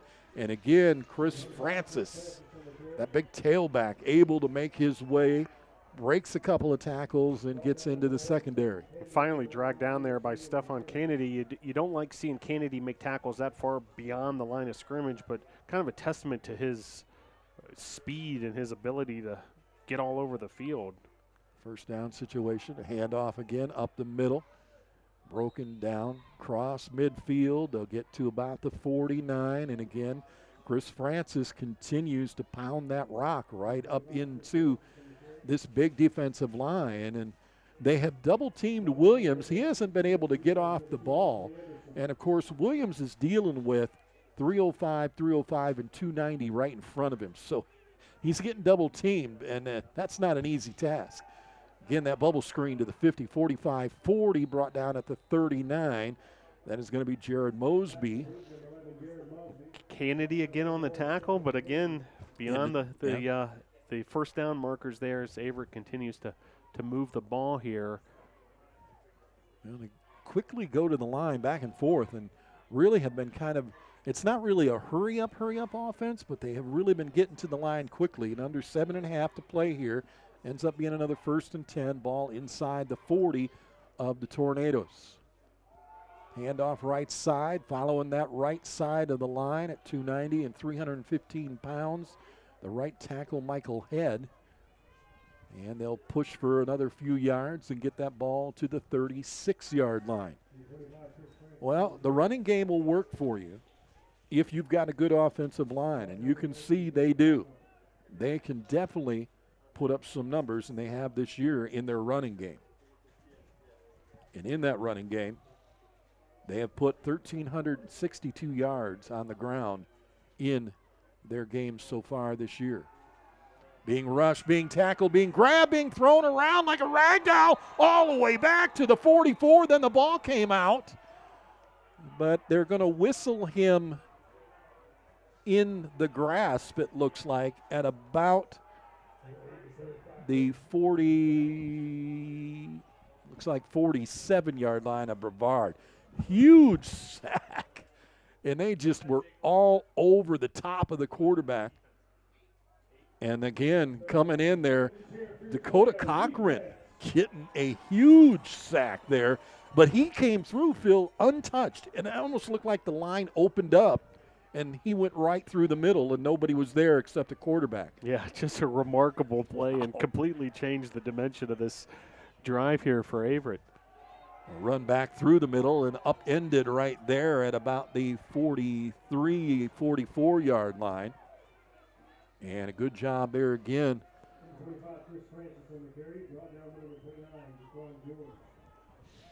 And that again is George. Yeah. So some different guys that are in the game today, and not your usual, it's usually candidate Diaz, Naylor, Dean. Today we're getting George, we're getting Cochran in the game. So a couple of other linebackers getting some playing time, and it looks like Coach trying to keep everybody fresh for this one. And another big stop for that Tornado defense. It's sort of the bend, don't break mentality so far this first half. And this punt's going to fall short. Look like off the side of his foot. Yeah, that'll be a 16-yard punt, so wow. Not bad field position for the Tornadoes here with 5:06 left to play here in the second quarter. The punt falls at the 30-yard line. I lost it. We're, from the booth here, we look kind of into the lighting there, and the reflection, I was looking for the ball. I thought I saw it leave his foot, but then all of a sudden I saw everybody, yelling what they call the fire drill, which means stay away, or whatever they yell now. Back in the day, they used to yell fire. But that means stay away from a ball that is not going to be catchable by your offensive return person. And it ends up going out at the 30-yard line. Cole, hands off, run, trying to follow that line up the middle, trying to pick up a couple of yards. Coming out of there with the ball is the Cougars, but referee signaling that the runner was down, so the ball will be placed at the 32-yard line, where it'll be a gain of 2 and 2nd and 8. We've got under 5 minutes to play here in the first half in a very low-scoring game, which I said this would probably be. It's 3-0 right now on a field goal, only the second one of the year for the Cougars kicker. High snap pulled down by Cole, keeps it, runs to the left side, gets out to the 35-yard line. Again, still trying to get across midfield. Tornadoes have not been able to do so at this point. It'll bring up a 3rd and 5 situation from the 35. They've got to get to about the 40. I believe that's where the marker is. Yeah, 40-yard line. And we'll see what they dial up here. This is a big 3rd down and still some time on the clock yet. Would be great to be able to put some points on the board. Remember, well, we're going to get a timeout before we get it started. Remember, though, coming back second half, Tornadoes get the football. So if you can score here and your defense can hold, it gives you the lift, so to speak, and it gives you the opportunity to come back and try to put points on the board immediately starting the 3rd quarter. Yeah, if you were to look at this game statistically, it's very one-sided towards Averett in terms of total yards, time of possession, total plays, things of that nature. But, hey, bottom line, the scoreboard 3-0, a 3-point ball game here. And you got to credit it to the Tornado defense when it matters most and Averett starts to threaten in, deep in Tornado territory. The Tornadoes have gotten the stops where they needed it and kept, their ball club in this game. Now the question is, 4 minutes to go here before halftime. Can the Tornadoes get a 3rd down conversion here, perhaps move the chains a couple more times and get on the board? Yeah, almost double the possession time right now for the Cougars, 15 minutes to 9 minutes. And we thought that Averett was making more 3rd down situations. They are actually 2 of 7, but again, the Tornadoes just 1 of 5, so that's huge at this point. But 8 first downs to just 3 first downs. So again, the Tornado offense still trying to find something to get going here. Toss from Cole to the outside, got his man, gets knocked out of bounds, and right around the 43-yard line, but good enough for the first down. Beautiful pitch and catch there. And Cortez Scales Jr. on the receiving end of that play. Yeah, real nicely done there out of the timeout. Nice play call just as you drew it up, finding Scales and moving those chains. And 3 minutes, 45 seconds, certainly opportunity here. Plenty of time for the Tornadoes to make some noise before the end of the half. Cole will work with a double stack on the right side now, move that man in motion. Handoff is to the right side, but sniffed out quickly by that defense of the Cougars. And they'll stop that running play in its tracks. Literally won't get anywhere. Urban and Pulliam, the two DTs for the Cougars, in on the tackle there. Dalen Curtis checking in for the Tornadoes, one of the Tornado tight ends. Meanwhile, the clock continues to tick away. 3 minutes to play in the first half. So got plenty of time to get down the field and either get the game tied up or take the lead if they can punch one in. Hand off left side, and again, sniffed out. And boy, they just cannot give their running game any room. Time after time, they'll get one big run of about 8 yards, maybe a little more, and then it's just 1 yard, 1 yard, 1 yard. And you've got to find a way, and that, again, is a testament to this defensive line for the Cougars as a timeout is being called. I believe this one being called by the Cougars. 3-0 ball game, 2:38 left to go. Yeah, Averett with the timeout. They have designs, I would imagine, here of perhaps getting this third down stop and getting the ball back and perhaps getting a score in a 2-minute offense type of situation. Meanwhile, if the Tornadoes can convert this third down, and they did a nice job coming out of a timeout last time with a compelling play design to Cortez Scales Jr., see if the Tornadoes can perhaps do that again. But it's been an interesting defensive battle between these two squads thus far. Averett and Brevard, two of the top defensive clubs in the USA South. Ball is placed at the 44-yard line where it'll be 3rd and 9. You are probably thinking pass play here, at least I would be. A 3rd and 9 situation. Haven't been able to get too many runs, more than a couple of yards each, but you don't want to give up an opportunity here. So they'll send 2 wide receivers to the right side. Underneath center is Cole. Fakes the handoff. He's going to throw. Looking to throw. He's going deep. He's got his man covered well, and there'll be no flag. It was just good coverage down the field. Really nicely done. Yeah, Jamariel Parks, the intended receiver. Tornadoes going with that deep shot, but like you said, good coverage by the Cougars. Well, one thing that Parks, too, he had to kind of slow down and turn around and come back to the ball, which means Cole got a little bit of air underneath it, maybe not enough. He really wanted to lead his receiver to that kind of over-the-shoulder fade, and he had his man beat, but when he had to come back to the ball, the corner or the safety was able to turn around and make a play. Snap line drive right into the gut of Gallo, but he's still able to get the punt off. It bounces at the 32 and then touch there at the 34 as it kind of took a reverse bounce against the Tornadoes. So with the 2:23 left to go on the clock here, Cougars have the ball at their 35-yard line. 3-0 lead, 1st and 10. Again, Tornadoes will get the ball to start the 3rd quarter. They need another shutdown here. Boy, if you want to get another one of those leading interceptions, leading the conference right now, and 15 of them. It's unreal. They just were taking everything away from every quarterback that threw against them. You could sure use one right here.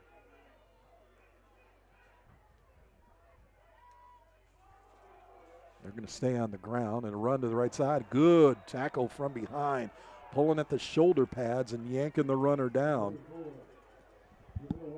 That was Jaleel Webster, the sophomore, 5'5", $160. He's the smaller of the backs that come into the ball game for this Cougars offense. Dante Anderson with the open field tackle there, coming up from that defensive back position. Looking to throw across the middle, got his man at the 50, caught and then dragged down as he gets across the 45-yard line to the 44 of Brevard. And again, you've got to be able to cover, and that crossing route has been a little bit of a problem here for the Tornadoes as we've got a injured Tornado down on the ground. And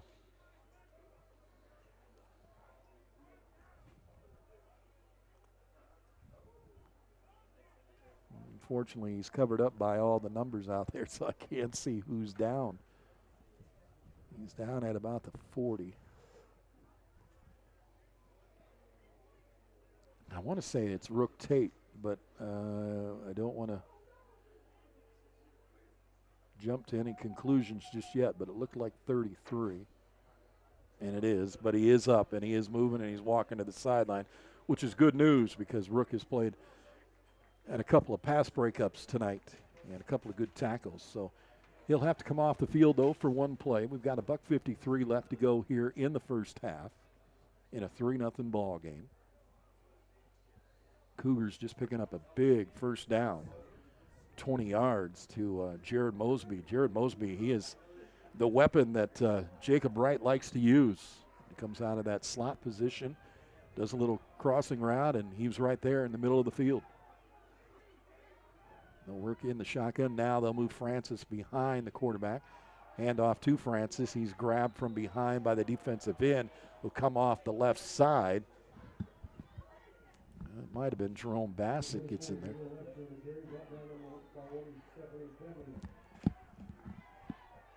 Second down. Quick throw to the right side. Hit, knocked down over there at the 40-yard line at the 41. And again, that's Mosby. They're working very quickly, and that's Pledger over there. Going to bring up another third down here for the Tornado defense. Another test. Looking to throw. He is complete to the far side, and I believe he got past the marker. Good enough for a first down. And actually right now, that is not Jacob Wright in at quarterback. They have changed their quarterbacks.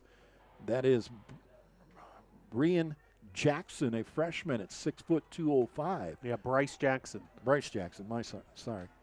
Bryce Jackson in there now, quarterbacking. So I'm not sure if Wright went down or just try the Young's freshman. Nice little dart there. And it is complete as he finds Lambright for about a yard or so, maybe. Not much on that throw. Put the ball down at the 33-yard line of Brevard with 58 seconds to go. It'll be second down, and they call it no gain. So 2nd and 10. Maybe have been incomplete then. I think that's what the ref finally signaled. Looked like he caught it before it hit the turf. Looking to throw again. Being chased out of the pocket. Throws a little bubble pass at the 30. Gets across the 20, inside the 20 with the catch is Jaleel Webster coming out of the backfield. Another injured player, looks like, so stoppage on the clock with 50.6 seconds left here in this opening half. It's going to be right here on the near side, Brevard sideline, as the trainers are over there immediately. As we have a stoppage of play here, and again, my apologies because there's too many people gathered around the injured players, so I don't know who it is, but again, you never want to see this late in a game, or late in the season, I should say. And we'll have to wait and see when he gets up. I can't. They're helping him up now, so. And he is walking on his own power. And that is number 5. Ralph Roman III, one of those 4 seniors honored tonight, but good to see him up and moving around. And it would have been defensive side, right? Oh, that's correct. Yeah. Thank you for well, correcting that. I was going to say, wow, Ralph really. The world of duplicate numbers. Yeah, Isaac Crisp. Tough. Yeah, that's tough when you see that. When the first time I saw it, too, I was like, what is he doing on it? But, yeah, thumbs up if Ralph was doing that tonight. Hey, senior night, let's go big. Yeah, Isaac Crisp, the defensive back, but good to see him moving around. And for anyone who might have been alarmed, Ralph Roman III looks like he's perfectly healthy, too. He's okay.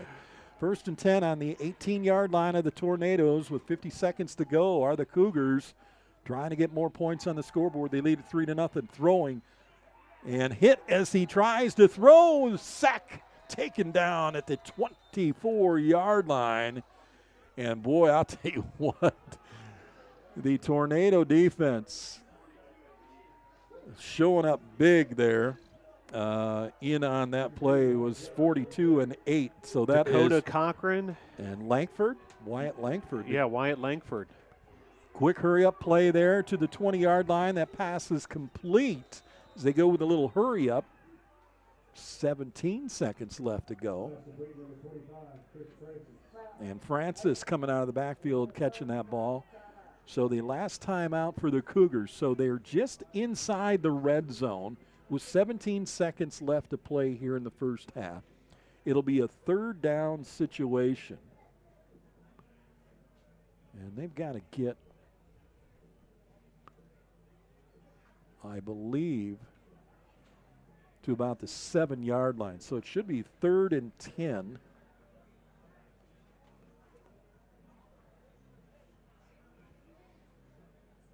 Again, this drive taking the last couple of minutes off the clock here.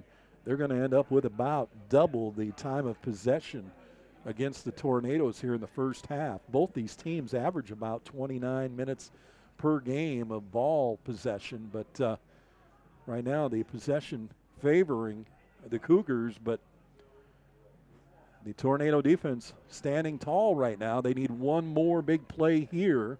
And the ball is actually spotted on the 20s where they ended up spotting the ball. Okay. So it's about a 3rd and 13 here. And like you said, big opportunity for the Tornado defense. Looking to throw to the right side. Got his man at the 13 and then run out of bounds. And that is all the further he's going to get. So he is going to be short of the first down marker by about 6 yards. Field goal kicking unit heading out now that it's 4th down for Averett. See if they can tack onto this 3-0 lead. It's going to be a 30-yard field goal.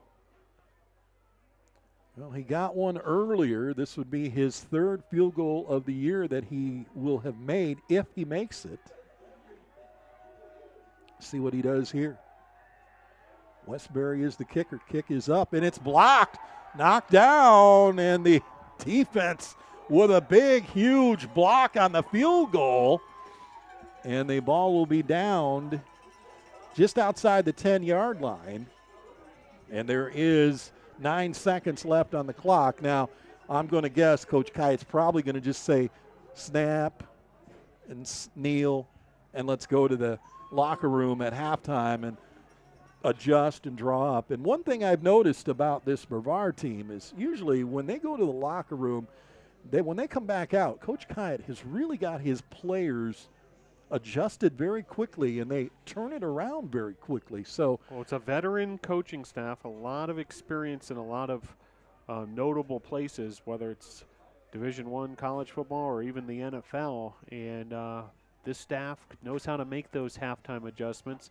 Meantime, this defense has kept the Tornadoes so much, in this game. It's only a 3-0 score, and now the special team shining with the blocked field goal attempt.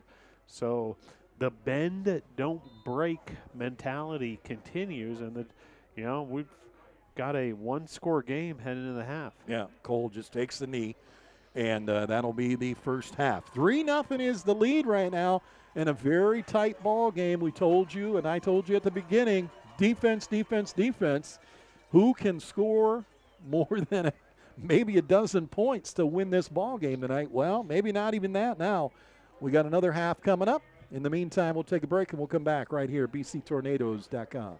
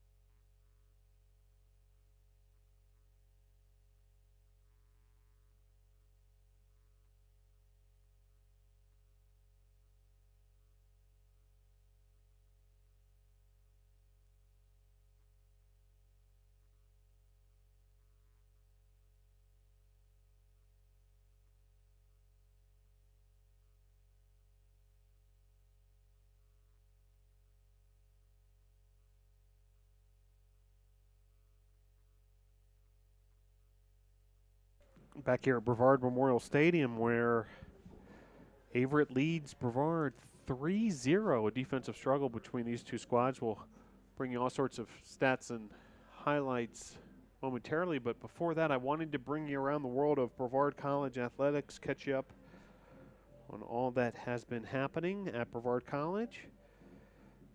First off, the cross-country team had a big result this weekend. Earlier today, Gavin Morgan, a second-place finish at the 2019 ECAC Men's Cross-Country Championships up in Milton, New York. Great job by Gavin Morgan. Finished just 2 seconds behind the ECAC champion. So a second-place podium finish for Gavin Morgan in men's cross-country at the ECAC Championships. Speaking of the ECAC Championships, men's soccer will learn its fate on Monday when the ECAC bracket is announced. So best of luck to Coach El Dana and his squad to see if they make it to the ECAC Championships and get to continue what's been a very successful season for men's soccer. Basketball gets going this week. Tornado tip-off, the Midnight Madness type event, was this past weekend. If you haven't seen the highlights, just an absolute wild dunk contest. Levi Lamb going over two of his coaches for the slam dunk and to win that dunk contest. But now that the festivities are behind us of Tornado tip-off, the Tornadoes will get started this Tuesday night. Women's basketball at 5:30 versus Toccoa Falls at the Boschmer Gymnasium, and then the men's team will play at 7:30. And then if you're not able to make it over to the Boschmer Gymnasium on Tuesday, come on out on Friday night, 7 p.m. on Friday, November the 15th, when the Tornadoes host Pensacola Christian. Tornado cycling continues in action. The cyclocross team in action this weekend. And here at Brevard Memorial Stadium, Averett 3, Brevard 0 on a night that we honored 4 Brevard College seniors, Brandon Crawford, Quentin Jackson, Ralph Roman III, and Josh Romero. We'll come back with stats and first half highlights momentarily. Thanks for joining us for this edition of Brevard College Football.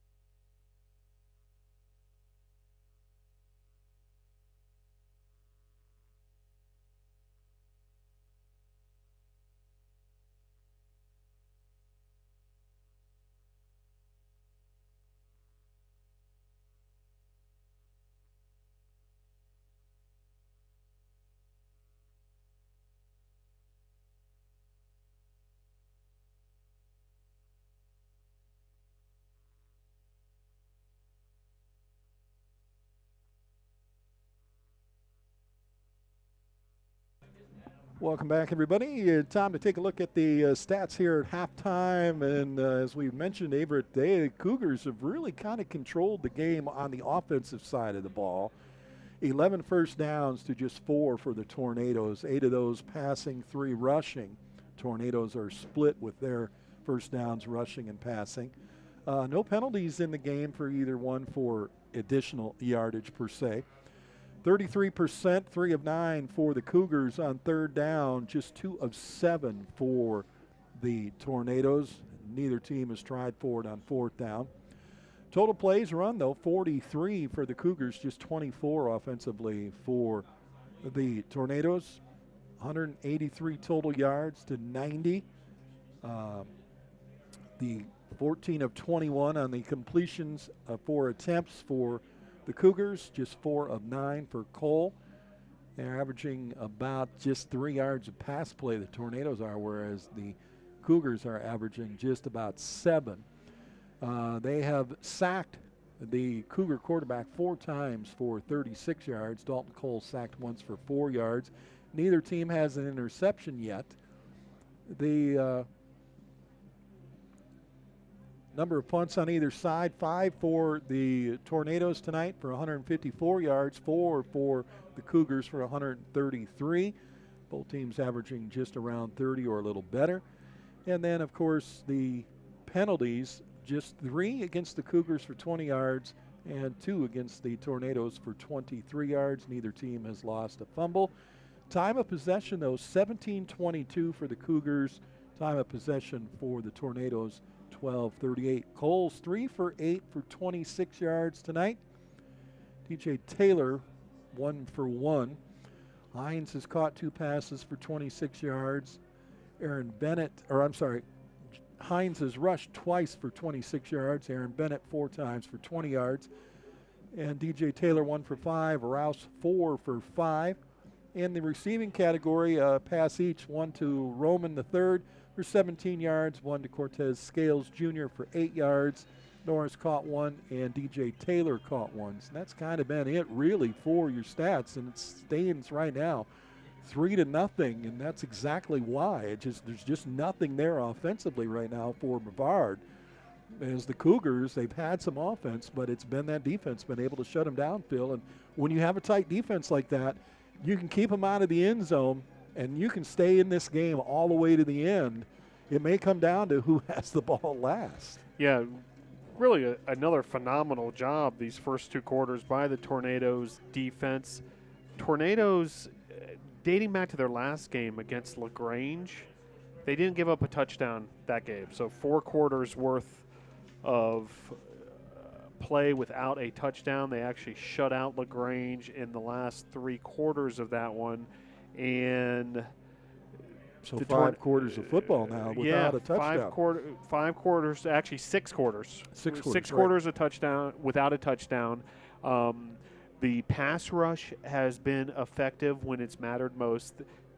Defensive coordinator Luke Jakes has been able to kind of notch it up and crank it up when it mattered most. And just this overall, bend, don't break, tighten the screws when Averett starts to get into the red zone has just worked time and time again. And the Tornado defense has used a lot of personnel, so they've keeping the bodies and the legs fresh. And seems like it's working. Now the question is, can the offense get going and, somehow get a score to perhaps this might end up being a 7-3 or a 6-3 type of ball game. Certainly there for the Tornadoes taken, but what did head coach Bill Kyatt and his group see that they might be able to exploit and get that offense moving a bit? Well, the one thing is the run game hasn't produced what they're used to producing. They just haven't really been able to get it going at all. They've gotten 2 rushing first downs, and as I mentioned, the average yards on the rush so far, 64 total net yards on 15 attempts. They're only averaging about 4 per carry, which isn't bad, but when you haven't gotten across the 50-yard line, it's not good because of the fact those maybe they're getting 4 yards at a carry, but they're starting deep in their own territory. And that's been the flip of the field per se. They have been, if the Cougars haven't been able to produce, they've been able to pin.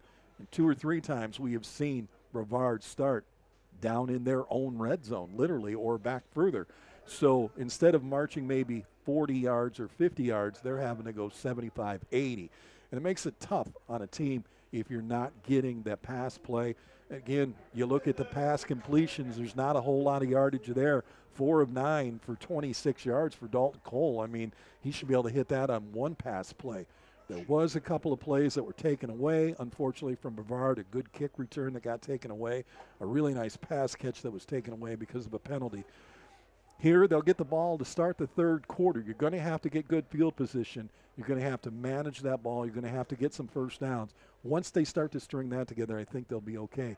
You take a touchdown in here in the third quarter, and you get the lead, I think it makes this game even scarier because of the fact that, like you said, a 7-3 game is very possible. Well, and the other notable aspect of that first half was no turnovers for either team. Right. And you feel like this is the kind of game that whichever team gets that turnover, whether it's an interception to kind of, swap, field position and change momentum, or a fumble, a scoop and score type deal, who knows. But with both teams protecting the ball pretty well in that first half and no turnovers, you feel like whatever team might be able to make something happen defensively, scoring-wise, could end up victorious here. You saw the Tornadoes special teams coming up big at the end of that first half with that block kick. That kind of thing is, what very well could be the difference in this matchup. It's been a compelling opening half, just the 3-0 score, and both these teams hungry, to continue to, make noise in the USA South Conference. We'll look at this one, too, as we know that the temperatures have definitely come down here after that sun went down. That makes for an interesting second half as well, because now the ball becomes cold and harder. And the one thing about it is, too, when you get to that point, it starts to feel a little slick, and it's a little tough to hold on to. Will that make a difference in the ball game? We'll find out. But we're getting set for the second half kickoff. And like I said, Brevard going to get the football to start things as we get underway here with a 3-0 lead for the Cougars. And there's the boot.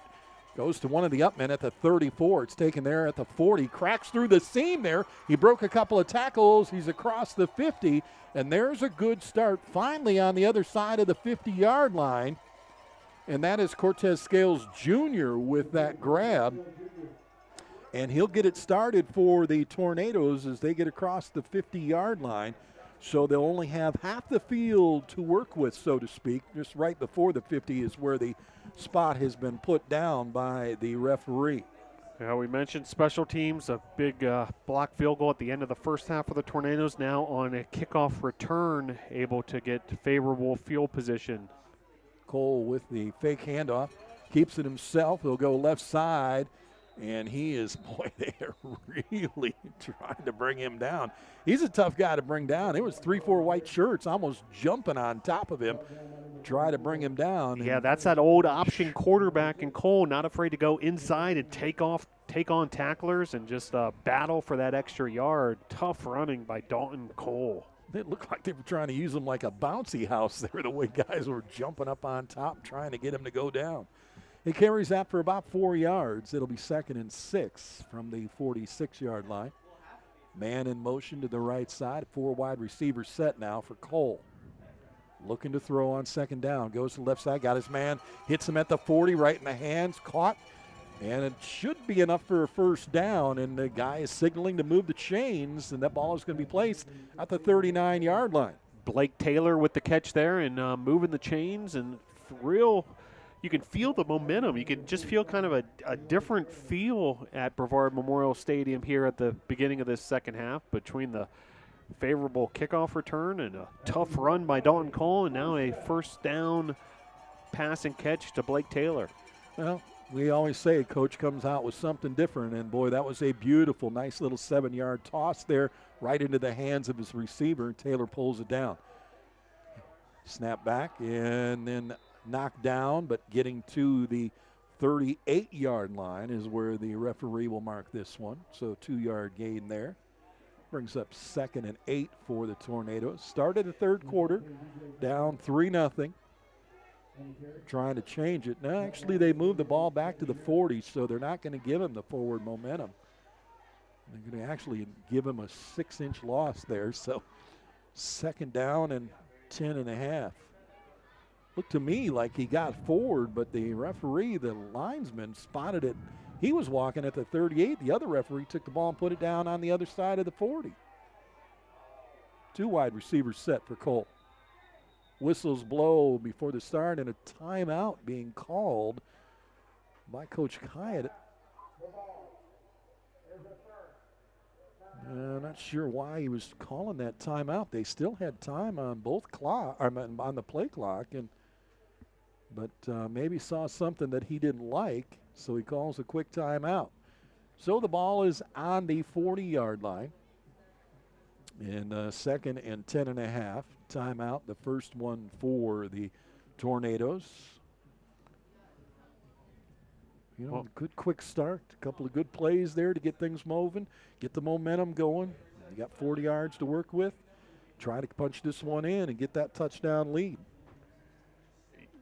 Yeah, you know, and if that was indeed the case, yeah, I like Brevard's chances the way the defense has been playing. Yeah. So see what they can do here. This certainly is a important play coming out of this timeout. The Tornadoes have been effective, sort of like basketball, coming out of the timeout with a positive play draw.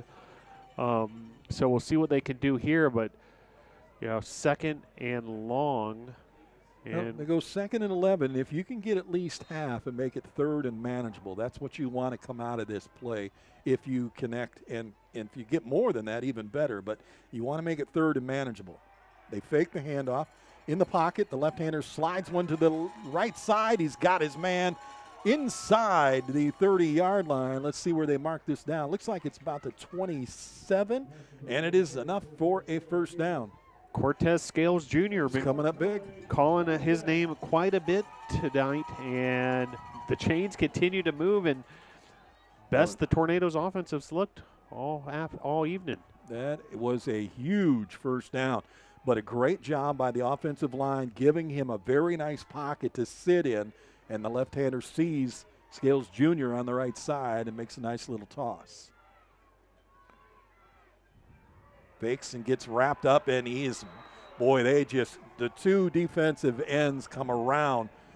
Ledbetter and Merritt, they go right around the tackles and just come in from behind and take Cole down. He had nowhere to go. That play got blown up quickly. Yeah, and Averett dialed up a big blitz there. I mean, there were bodies flying all over into that Tornado backfield. You know, Cole showing his toughness. He was hammered pretty hard there and able to hold on to the football. But meanwhile, another 2nd and long here for the Tornadoes. Lost a couple of yards on the play.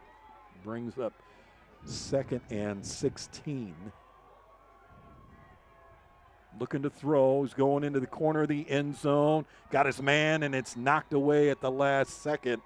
Good try, but a great defensive play again. And some jawing going on, and now a helmet being thrown off and a flag being tossed. And, boy, that is not something that Brevard wanted to happen. And they're still trying to calm down the receiver in the corner.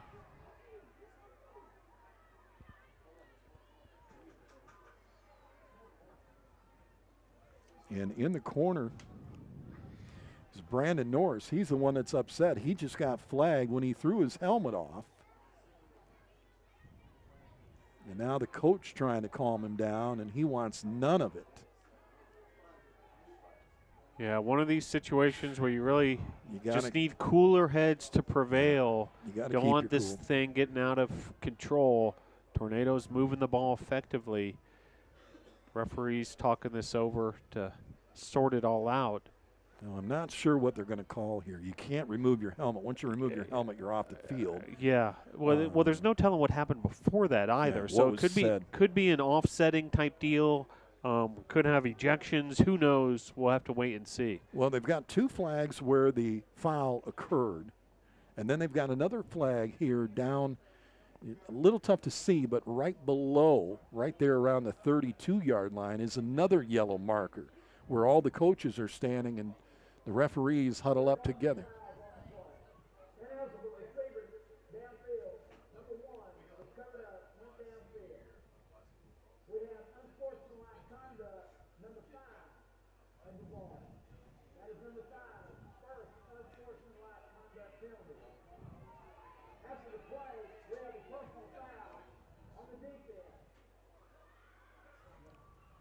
So this is interesting.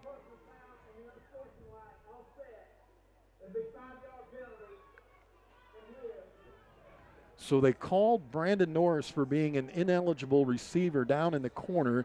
Then they call Ralph Roman III for a personal foul, unsportsmanlike conduct. And then they call unsportsmanlike conduct on Terrell England, the corner for the Cougars. The 2 personal fouls, both the unsportsmanlikes, offset each other. It ends up being a 5-yard penalty. But I'm trying to figure out why Brandon Norris would have been considered ineligible. And they declined the penalty against Norris, and it brings up 3rd down because it was an incomplete pass. So now that they'll take the down instead of the additional yards and giving the Tornadoes a 2nd down play. I mean, unless Norris didn't report, but he's a wide receiver on the outside. He's the one that was in the corner. I don't know how he was ineligible. That's what I didn't understand. Could have been the way he lined up on the line. Cole gets rushed and the pocket breaks down again, and he pushes to the 33, and then he's pushed down, and attitude's starting to get a little chippy now. This is when it gets interesting.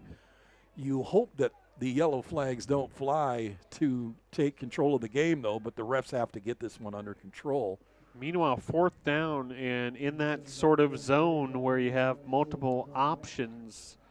It would be about a 49-yarder if they tried this, give or take. Maybe a little less than that, but I don't think they're going to go for that. I don't know the leg strength because usually it's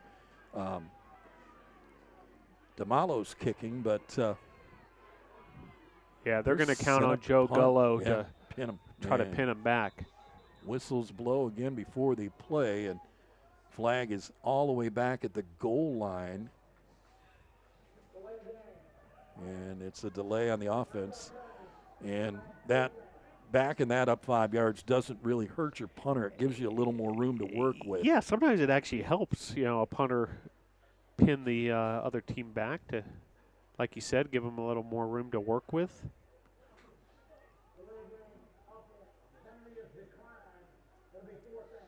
So they declined or it. If you decline the penalty, you're going to make it. Deal. Yeah.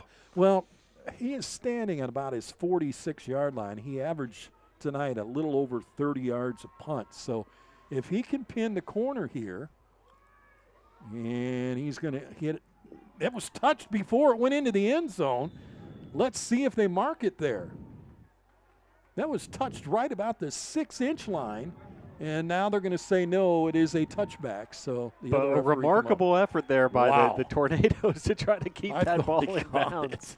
I really did think he got it, but I think when he touched it, his foot was inside the blue there of the end zone, and hence the reason why they are going to get the ball on the 20. And I'm still trying to figure out why they – usually if you want to punt towards the corner and try to pin him in the, pin a ball down inside the 5 in the corner, but both punters on those types of plays tonight, both on either side, went straight down the middle with their punt towards the goalpost. And usually you want to angle that punt to try to get the corner. Interesting play. Handoff kept, though, and then the quarterback pulls it back. So instead of handing off to Francis, the quarterback kept the ball and goes straight ahead. Meanwhile, Chuck, back to that last drive, even though the Tornadoes weren't able to get any points on the board, were able to move the ball, get a few first downs. It felt like a real confidence-building drive for the Tornado offense, really the best we've seen this evening. Well, it was definitely something they needed because they haven't had anything in that first half. There's a run to the right side. They'll get across the 26. You're right. You know, we got good field possession on the kick return. You went about 20, 30 yards. You got close. You had a miscue on a receiver that was ineligible. Then you had a couple of penalty flags fly. Didn't work out for you there. But you're right. You get a little momentum going, and maybe they can continue the momentum. And we've got officials discussing something here. The ball's at the 26, but now being moved forward. So hands to the face, 15-yard penalty against Brevard. And there's what I was talking about. Hopefully the yellow flags didn't come out and start causing the game to go one way or another by penalties, and you start giving up 15-yarders and first downs when you had them pinned, and that's the tough part about it. 9 minutes to go. 1st and 10 now from the 41 for the Cougars. Now another whistle, more discussion amongst the officiating crew. Well, Jacob Wright and Bryce Jackson not in the game again, so another change here for the quarterback.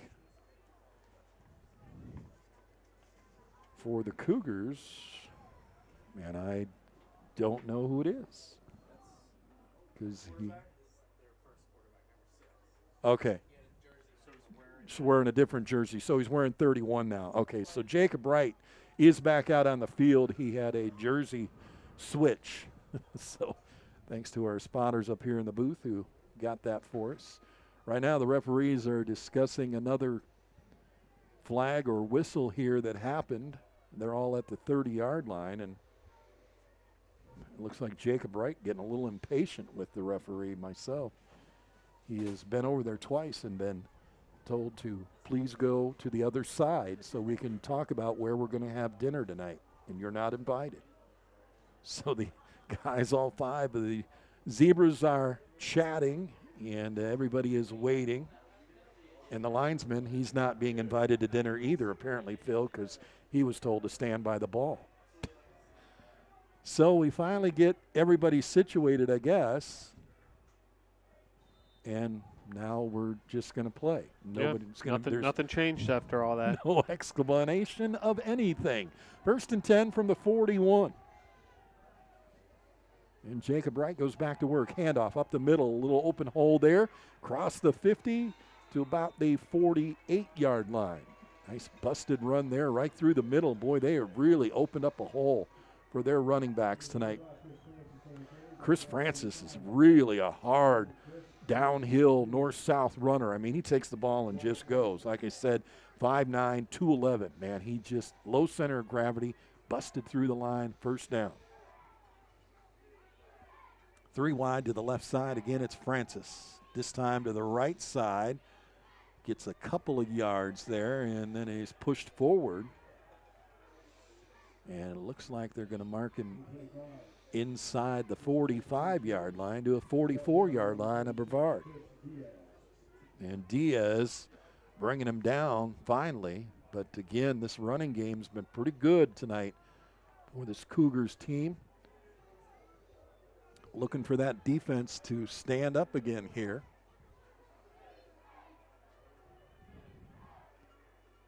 Stays with that same formation, 3 wide to the left. This time looking to throw. Being flushed out of the pocket, being chased, throws down the right side and out of bounds. He hasn't really been very good at throwing to the right side of the field tonight.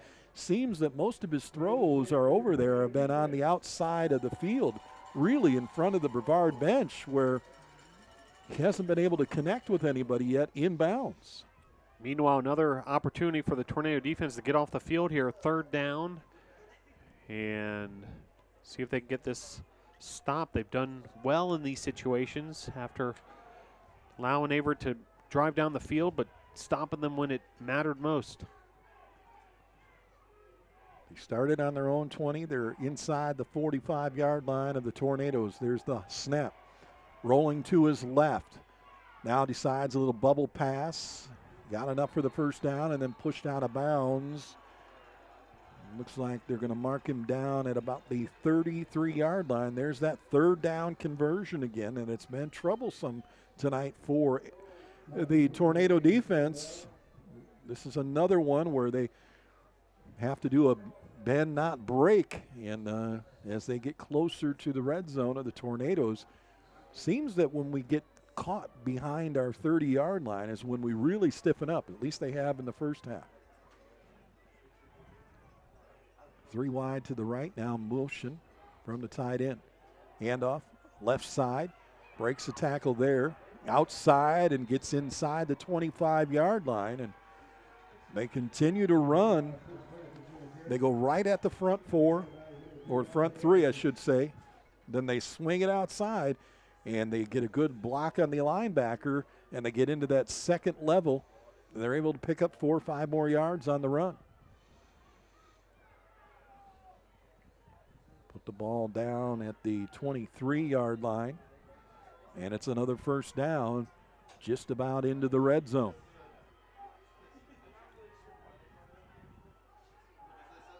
Little bubble pass left side again to the 20, broke a tackle inside the 15, knocked out of bounds.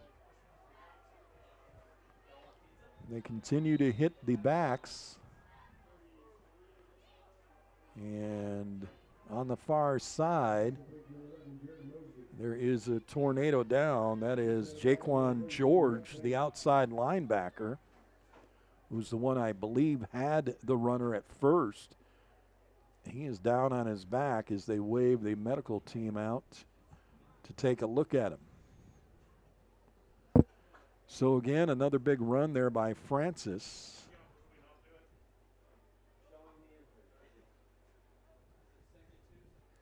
Yeah, this is a lengthy drive here for Averett. 8 plays, 65 yards, and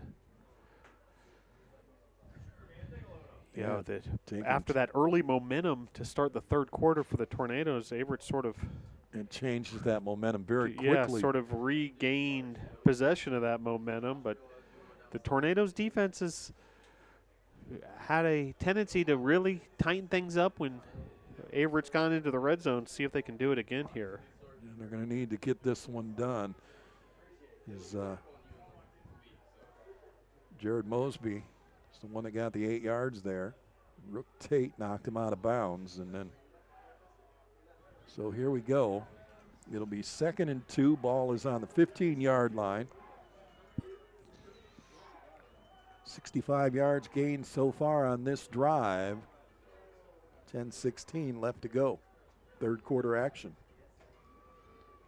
So again, about 4 minutes on the clock. I'm sorry, 6 minutes on the clock left to go here. They've held this ball for about 4 minutes already.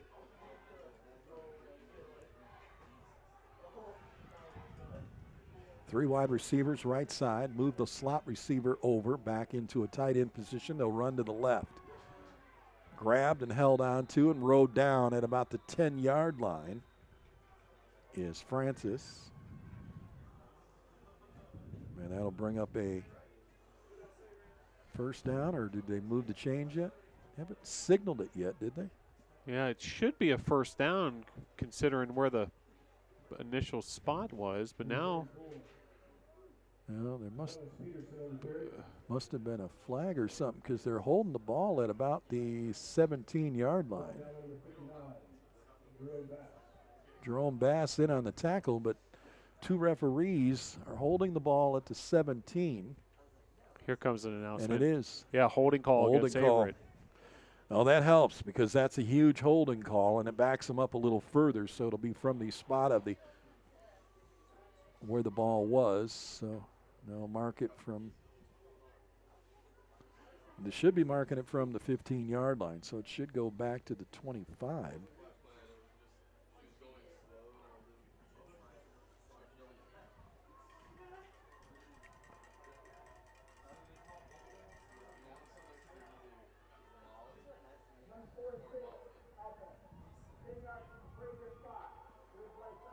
Oh, 10 yards from the previous spot to the 25-yard line. Okay, I was right. Yeah, so it should be about 2nd and 12 here. I was like, why are you waiting so long? At 25, you're standing on it, put the ball down. And they look a little confused tonight. 3 wide again to the right. They'll move the tailback off the right side, fake it. They'll bubble screen here to the right side. Hit his man, and the ball come out.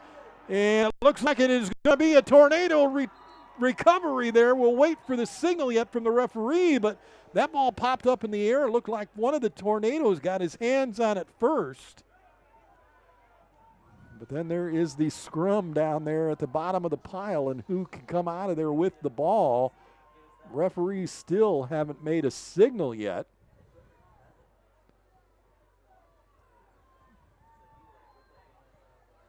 I think they're waiting to see who has the ball when they come out of the pile. Did he signal yet? No?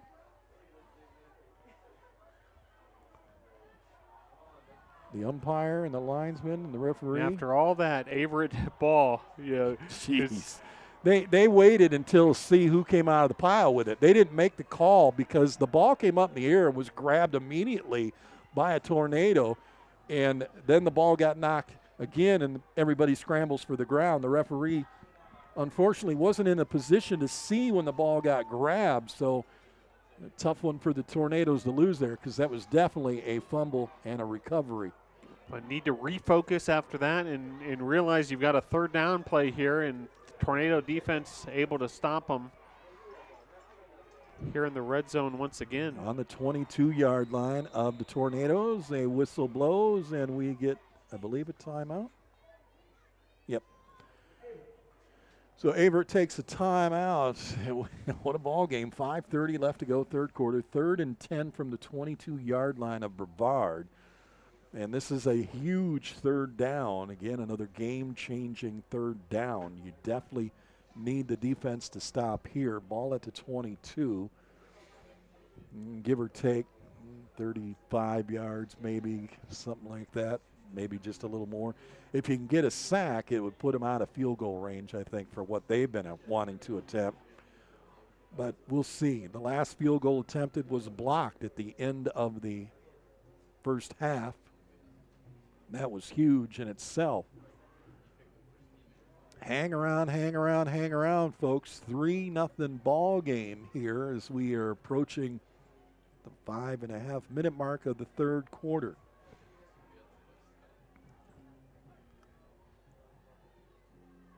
Yeah, 10th play of the drive coming up. So it's been a lengthy drive. The Tornado defense has been on the field for a long time this evening, but continue to keep opponents out of the end zone. Empty backfield, and now they put Webster back in there. Looking to throw. Being chased out of the pocket. Throws to the right side into the end zone. Knocked away, incomplete. What a play, nicely done. And boy, I'll tell you what, once again, showing up big is the safeties.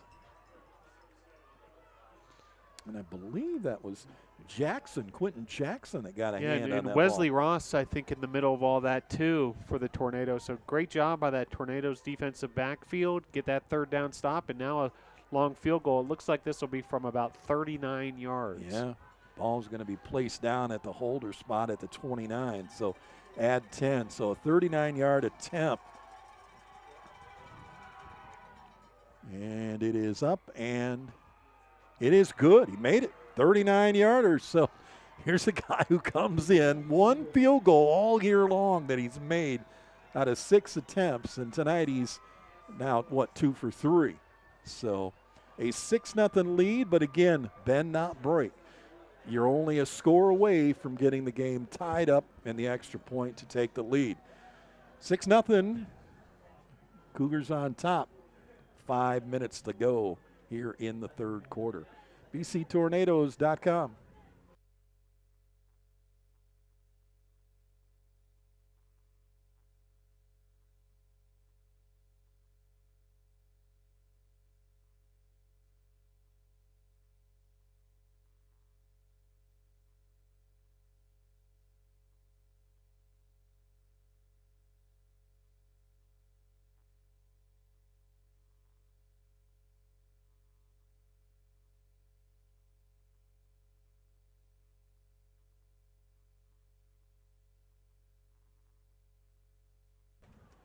back at it, and the Tornadoes now down 2 field goals, 6-0. We've got 5 minutes left to play here in the third quarter. They'll take the kick. Hines back, along with Parks. This time it'll go to Parks, back at his 3-yard line, 5-10. Take the midfield, coming here to the near side, 20. Finds his seam, got a block, 35-40, 45-50. There he goes, down to 50, 30, 20, 10. Touchdown. Is there any laundry on the field? No. And what a run, 96 yards. Jamario Parks, if you recall, there was a game at the beginning of this Yes, season there was. versus Apprentice. Ended up being a no contest, canceled due to lightning. The opening kickoff of that And he game, got the Jamario record. Parks ran it back. It ends up not counting Right. because that game never counted. Well, Jamario Parks got his kickoff return for a touchdown right here, and it puts the Tornadoes right back into this ball game. This is just bizarre. Last night, as I mentioned, I was doing a high school football game, and I saw the same thing, 96-yard kickoff return for a touchdown. But wait, was there a flag? I didn't see one. Still waiting for an explanation here. I didn't see a flag either, Chuck. Well, and now I see one here on the 30-yard line. Oh. Oh. Ouch. Man, this young man just doesn't get a break. Yeah, so Jamario Twice Parks. now he has set the record for the kickoff return for the TD. One taken away due to Mother Nature. This one taken away due to a yellow flag on the field. So we'll erase it. All for naught. Parks, what a run. Man, they had it listed at 98 in the book, but either way. Speaking of a run up the middle here to about the 22-yard line. So they Wow, talking about a deflating flag there. I mean, the Tornado sideline was just going nuts in celebration for Parks. I think part of it is they want Parks to get this kickoff return for a touchdown so badly after that opening night, and now a flag backs the Tornadoes up. So Tornadoes need to regroup, settle down and go back to what was working at the beginning of this quarter as far as making the offense move a little. Keeper by Cole. Oh, boy, he got popped. He broke that tackle and still goes. That is running hard. And then a ball out, and Cougars are saying they recovered this at the 29-yard line, but let's wait and see. The last time we didn't have a signal until they uncovered the pile, and they do. And again, ouch. Wow. Well, talk about salt in the wound. First, you take away the kickoff return TD by a flag. Then your quarterback gets hit and pops so hard the ball comes out, and it's inside the 30-yard line, and the Cougars take over after getting a field goal. And now, another unsportsmanlike conduct, I'm guessing. Yeah, so a real unfortunate turn of events here for the Tornadoes. And we'll see what the flag is here, but Averett's going to have the ball. Is that? Yeah, it's against the Tornadoes, but I don't know who caused it, but Coach Kyatt has got to get his team under control. You don't want to call a timeout in this situation because you want to make sure you have those. Again, this game is within reach either side. It's only 6-0.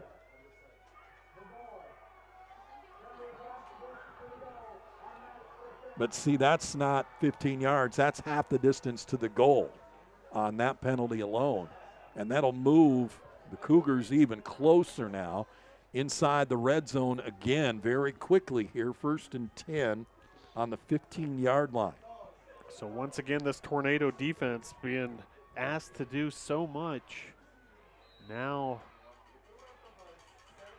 deep in their own territory. Here comes Averett inside the 20.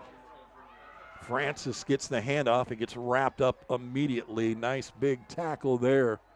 Finally starting to see that front four. Finally, Lewis Williams finally gets his big tackle in there. That's one guy that we need to get going, and he wraps up the runner, Francis, quickly. 6'2", 330. Big known man. as Big Lou.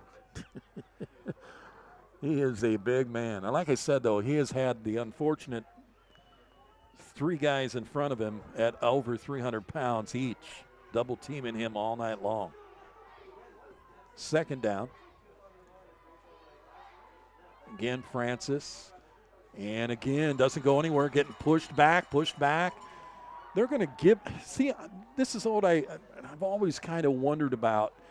You know, you give him forward momentum, but he's really getting pushed backwards and losing yardage, but they give him the forward momentum, and they pushed him to, they say he got to the 14. I think that if you're not going to blow the whistle until he's pushed backwards, then you go back. Meanwhile, third down here. So on these first 2 downs, after the Tornadoes put in what seems like almost an impossible situation defensively, chance to. Well, they get a yard out of it, and it is 3rd and long. And right now the Tornadoes need something to happen defensively here. Blitz coming. Here it comes. Chased out of the pocket, throws to the left side. I don't think so. That's incomplete.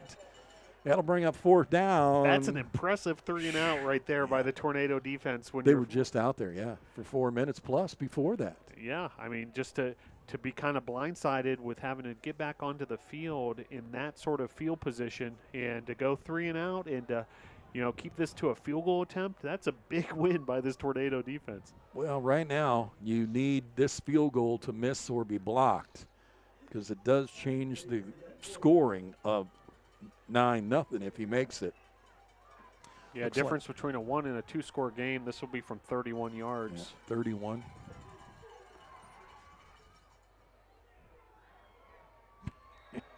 Well, the guy must have found his field goal range tonight here, much like Brevard or something, or the cool weather, because he has gotten 3 of them now, and he's put the game to a 9-0 lead.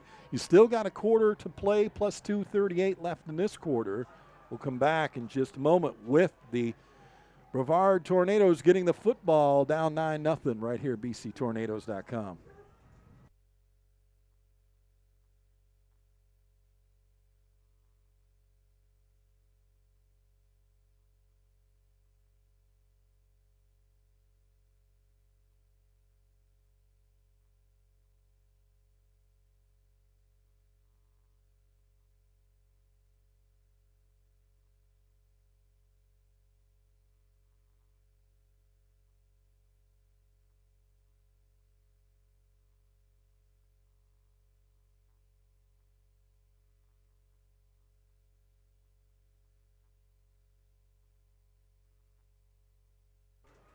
Well, we'll see what Brevard can do now after unfortunately losing the football after a callback on a long kickoff return and then a fumble and then giving it up, but just giving up a field goal down 9-0. Now it's a 2-score game.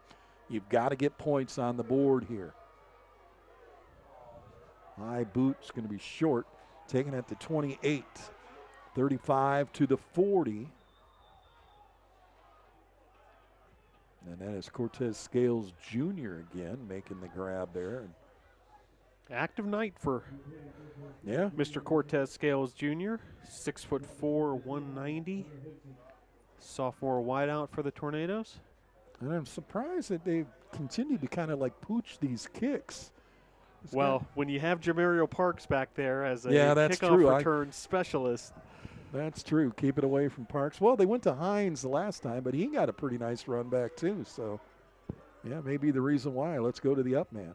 So that's where they'll start, about their 37-yard line. Quick out, and it is Scales. He breaks a tackle. Then he comes back inbounds and gets hit out of bounds. Let's see where they mark him. And here we go again. Tempers flare, but I believe this time it is going to be against the Cougars. That looked more unsportsmanlike against the defender than it did the offensive player. Cortez Scales Jr. We'll wait and see what they call, but I'm pretty sure it's going against the Cougars. the defender, Terrell England. That's the second time he's been in one of these little skirmishes or said something, and this time he's going to pay 15 yards for it. So the ball got out to the 46. They'll get 15 on the unsportsmanlike.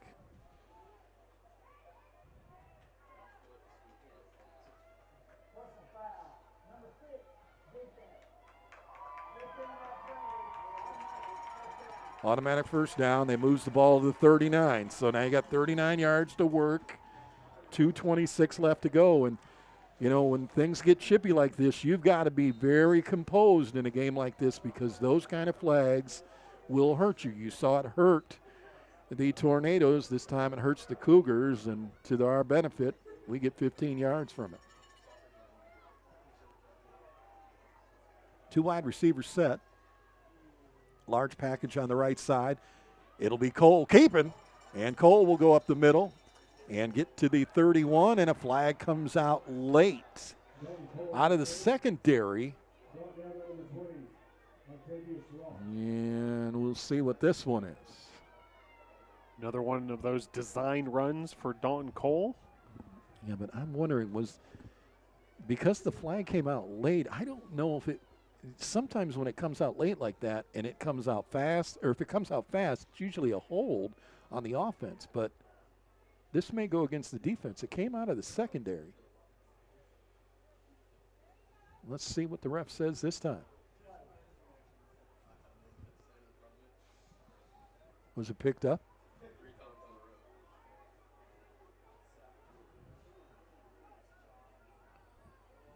Yeah, I believe no flag. No flag is what I guess he was supposed to say, so they picked it up, so no foul. Good news for Dalton Cole. He's got the ball to almost the 32-yard line of the Cougars on that run there. Designed run, keeper. Second back through, following the fullback up to the 30-yard line before he's knocked down. You notice now the refs running to get in there much quicker than they were earlier.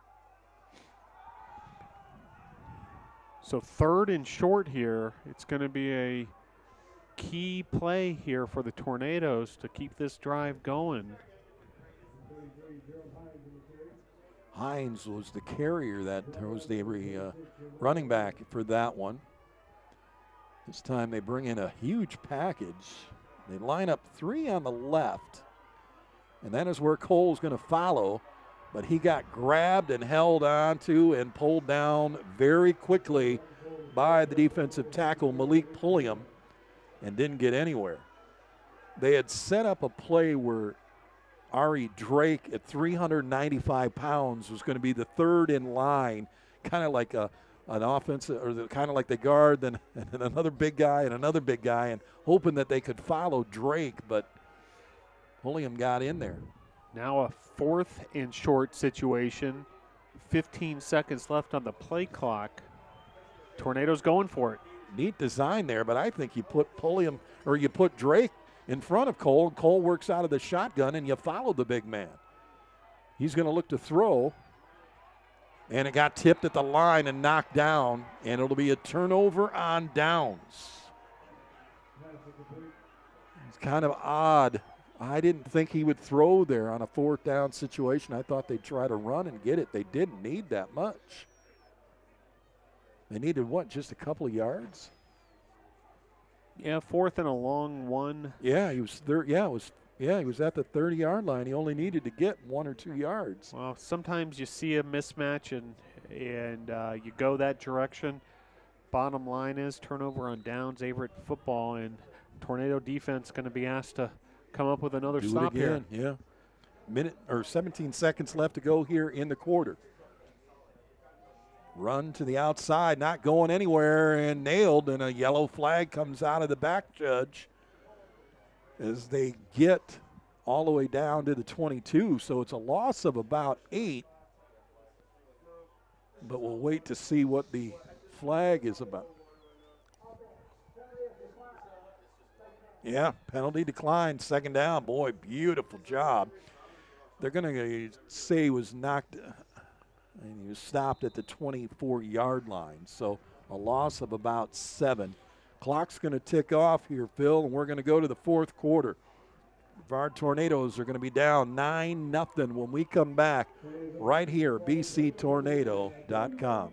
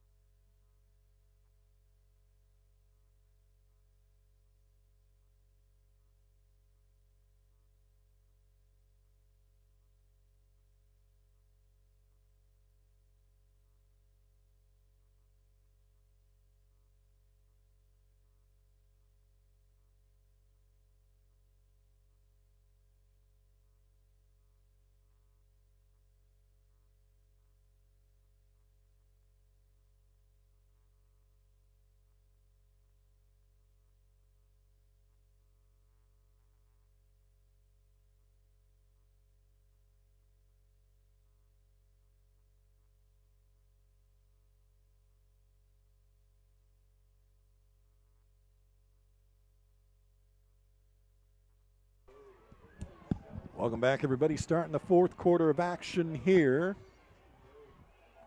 Looking to throw. Overthrew and just about picked off. That goes into the sideline there. Isaac Crisp on the coverage there for the Tornadoes. Yeah, he just about had himself an interception. Almost pulled that out of there. No, that was Jackson that almost had that, I believe. Yeah, Jackson and Crisp were both Jackson, there. yeah, okay. Jackson was right there on the scene. Great to see the senior in action tonight. Big opportunity right here for the defense. They'll rush three. There's a run up to about the 28-yard line, and he's brought down there immediately. And Francis gets knocked down by Diaz, and that'll bring on the punting unit. Yeah, so another 3 and out for the Tornado defense. This Tornado defense continues to just get it done, put in these tough situations, after turnovers and whatnot, and continue to get it done, and remarkably still have not allowed a touchdown. One flag has cost this score to be reversed, 7-6 our lead. Yeah, we're 7 quarters in running now without the Tornadoes defense allowing a touchdown, dating back to that game at LaGrange last week. Ooh, whistles blow before that one gets booted away, and boy, a nice boot there. Yeah, exactly. You know that flag, you pick it up, or there is no flag in the 90-plus yard touchdown run on kickoff. It is a 7-6 lead for the Tornadoes. And this is an Averett offense that is used to scoring a lot of points. Yeah. I mean, I'm looking at their 37.5 per game. 37.5 per game. Several games over 40 this season, and the Tornadoes have held them to 9 points through 3 quarters. Yeah, the big thing is, though, is our defense has only been giving up no more than 13.3. So we've done our job defensively again. Oh, that one almost got a piece.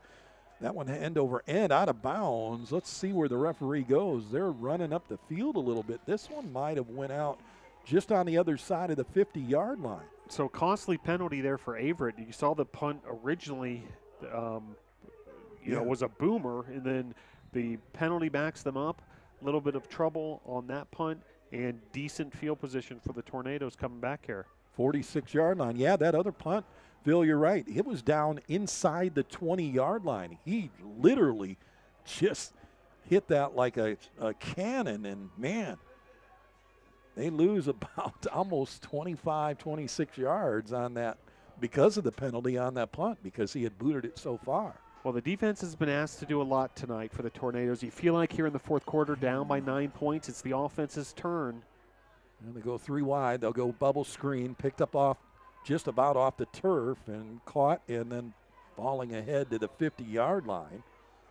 Not a bad start to the drive, about 4 or 5 yards there. You saw some, nice blocking there. It looked like Cortez Scales on the perimeter there, blocking from the wide receiver position. And meanwhile, 2nd and 5 for the Tornadoes. So see if they can keep this going here and turn this back into a 1-score game. Cole's got to get that ball up a little bit. He's got to give his receiver a chance to turn and go. When you got to reach down for a ball, then you've got to pull it up, then you've got to turn, get yourself set. Does get a few yards out of it, brings up a 2nd and a long 5. Handoff, no fake, pull back, and it is going to be Cole himself. And they should give him forward momentum. Looks like they will mark him at the Cougar 47-yard line. Yeah, this is going to be a big 3rd and 3 here for the Tornadoes. You'll see a different package heading into the game here. Now they bring in the wide receiver set. Yeah, along with tight end Gabe Rubilar-Cantalan. And see what the Tornadoes dial up here. 3rd and 3. Blake Taylor comes in. Scales comes in. I haven't heard from Martigas Henley tonight, but I haven't seen number 9 out on the field either.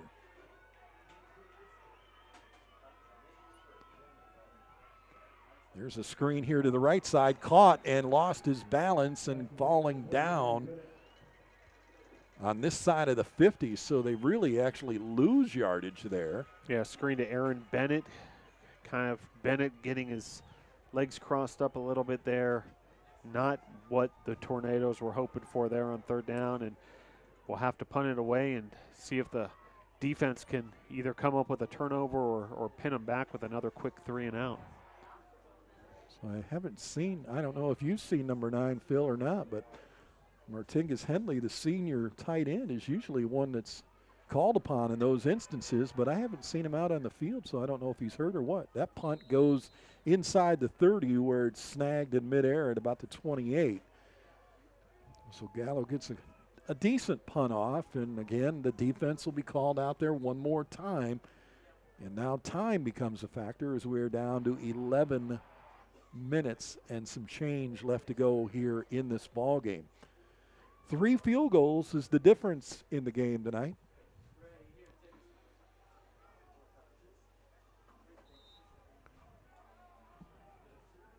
And once again, the defense will be tasked with a 3 and out, hopefully, or an interception, fumble recovery, something. They need something to happen. They're going to run the ball, of course, keep it on the ground and pushed back. He'll get up to the 29-yard line. They'll give him a couple of yards. That is Francis, who's been literally the workhorse tonight for this Averett squad. Chris Francis, the senior, 5'9", 211. Big Lou Williams making the stop there. He said that is a big line to run behind. 290, 305, 305, 290, and 315. I mean, that's almost sounds like a college or an NFL line rather than a college line. As big as they are. Fakes the handoff, keeps it, being chased, flushed out of the pocket, throws to the sideline, and is caught by one of the Tornado coaches. Bring up another 3rd down situation, so chance for the Tornadoes to get another 3 and out here. And they can keep them without getting any more. They should end up with decent field position again, but they have only been across the 50-yard line twice tonight, and they just haven't been able to produce points. And it's really kind of sad because you look at their schedule this year and everything they've done, and they were averaging 24 points a game, and their last 2 games were big points. They just can't put it up on the scoreboard tonight. That's why I say I'm hoping this defense comes up with something. Penalty on the Cougars. It was declined. It'll bring up a 3rd down situation. And Kennedy, and again on the hurry there. He has had a great ball game tonight defensively. 4 wide receiver set, now brings his running back into the backfield. He keeps it, held on, he got hit at the ankles, he breaks that tackle. Doesn't break the next one though, and he's ripped down at about the 27-yard line. Time and time again, this Tornado defense comes up with the stops that it needs. It's going to be another 3 and out. Punting team heads to the field for Averett, and the Tornado offense is going to get the ball back. And this Tornado defense just continues to get it done when they're called upon. Dante Anderson, the free safety, coming up and making the final grab and holding on. Nice job by the junior. Well, 3 and out. That's what we wanted. Back at his own 20-yard line, waiting the punt here. And it's fumbled, and the punter gets nailed. It's picked up. Should be a Tornado football. Oh, wow, here we go. Somebody jumped on the pile, and they're throwing flags. And here we go again. The linesman has signaled Brevard ball at the 25. Even if Brevard doesn't recover the fumble, it was 4th down. Right. It was a punting situation. It's going to be Brevard football in the red zone, just a game-changing type turnover. There's here. Another flag just come flying out. That one, I believe, is going to go against the Cougars because that one was thrown just seconds ago as 3 of the white jerseys were walking away by the Zebras and must have said something to one of them because that flag was going for the height factor there. That one went way up in the air. I don't mean to laugh. I know it's not easy being a ref, but there is probably points where you think, man, I would love to say something to you, young man, but instead I'm going to throw this flag as hard and as high as I can. And I'm sure that's what happened there. Somebody said something to a referee because the first flag come out, I think, for somebody jumping into the pile.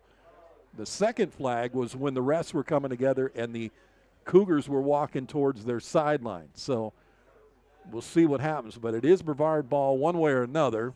In a perfect time, like I said, when the ball gets cold, it gets hard. Might have been a little slick, and it's not handled very well by the punter. Well, they point. He didn't turn his mic on. And we're waiting.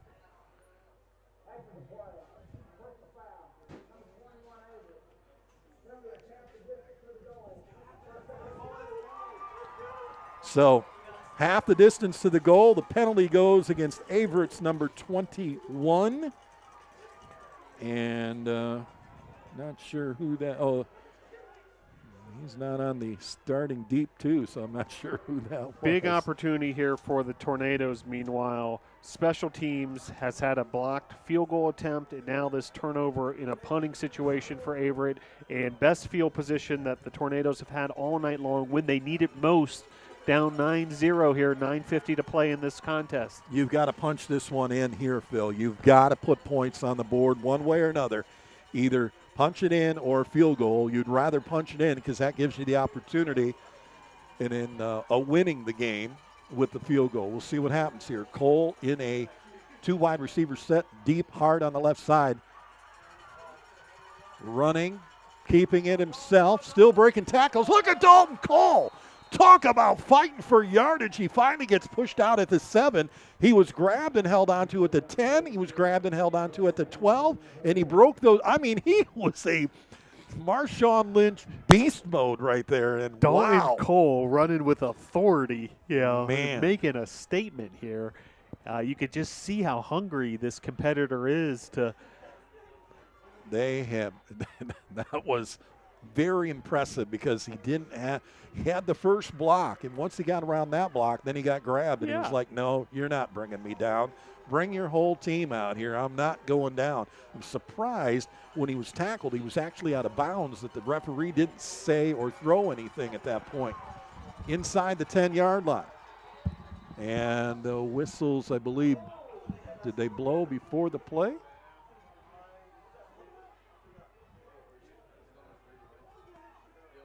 Is it too many men on the field?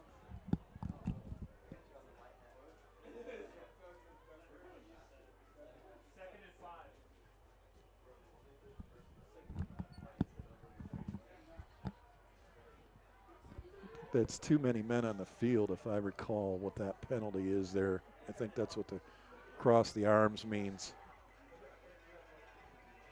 He didn't turn his mic on, or he didn't.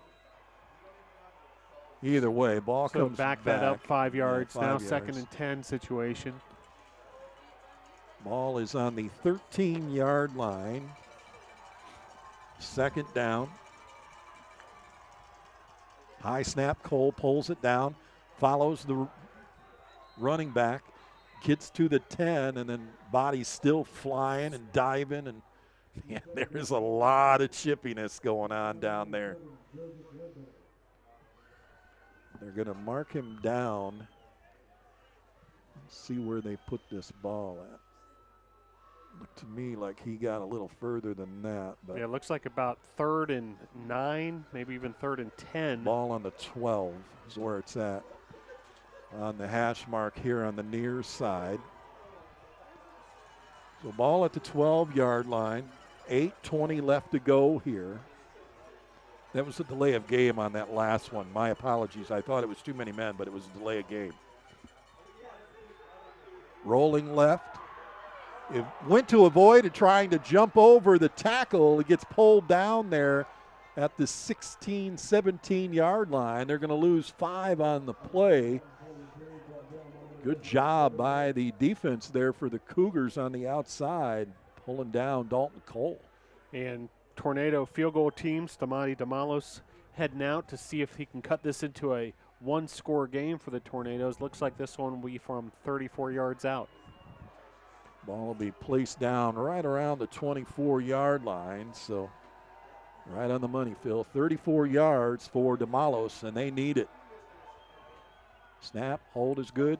Kick is up and just made it over the crossbar for 3. So Damalos gets them within a one-score game one more time. It is now 9-3, 7:23 left to play. Don't go anywhere, anybody. BC Tornadoes football on bctornadoes.com.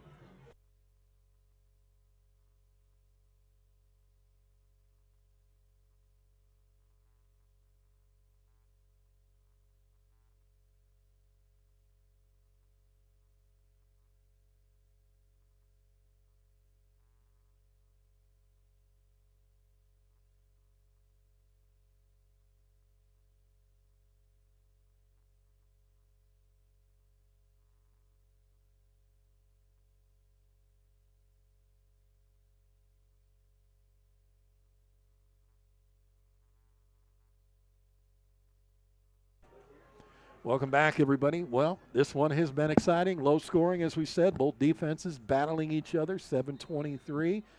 Right now it's a battle of the kickers, and right now the Cougars have it with 3 field goals to 1. It's a 9-3 ball game, and there is the boot all the way back to the 11-yard line. Grab there. Racing down, open field tackle, hit at the 15, then spun around, hit again, and still getting nailed. And, man, I'll tell you what. They are flying like projectiles out of a gun. There's flags on the field as well. There's a flag thrown at the 25. That's one that I see. I mentioned at halftime, remember when I was reading the stats, there had been not much flag throwing at all. Now it seems like we're trying to get all the laundry out we can. Like they heard us up here going, hey, he said we weren't throwing too many flags. Well, they're throwing them now, that's for sure. You could see how motivated that kickoff coverage team was for the Tornadoes that time. I didn't see who got down there fast enough to make that first hit to knock him backwards.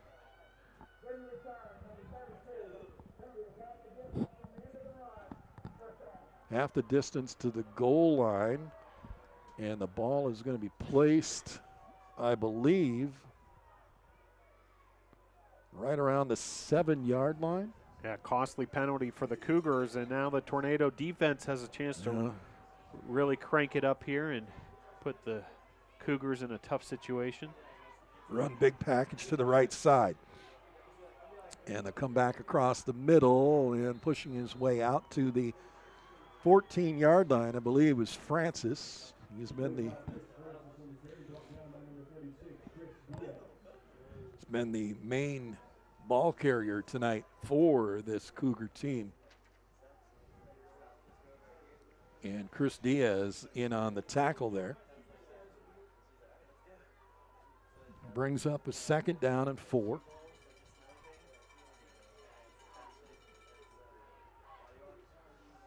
And again, they'll shift to the right side, load up the right side of the line. Handoff, Francis again going wide side. Gets shoved out of bounds. And the linesman just in front of the 15-yard line. I don't believe he got enough for the first. Yeah, another third down. Third and short. Picked up, I think, just a couple. Yeah, the ball just in front of the 15-yard line, so just shy of the 16. Yeah, big opportunity again here for the Tornado defense for a quick 3 and out. 3rd and 1. Got to get in there quickly. Francis in the backfield off set eye. Handoff Francis, shifts, changes, gets across, gets a hole in the middle, and gets out to about the 22-yard line. Good enough for a first down. He has been a tough back tonight to have to deal with and to follow. He's had a couple of breaks where he has been able to pick up that first down on short yardage. Again, 3rd down conversion tonight. And meanwhile, clock becoming a factor. Now 5 minutes, 45 seconds left to play. Showing 3rd down conversion of 5 of 15, 33% for Averett tonight. Handoff again through the middle, big hole there, and gets across to the 33. You know, this is something that they have got to figure out how to shut down this run.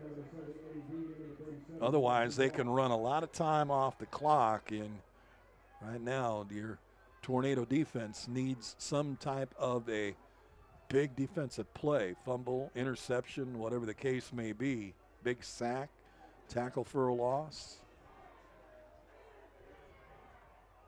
Haven't really stacked the box yet this time, though. They do got 5 up on the line. They usually play that 3-4 defense.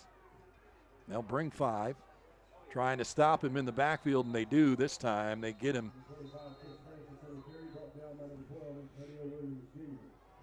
So nicely done. Picks up maybe a yard. Timeout being called. Yeah, timeout for Brevard.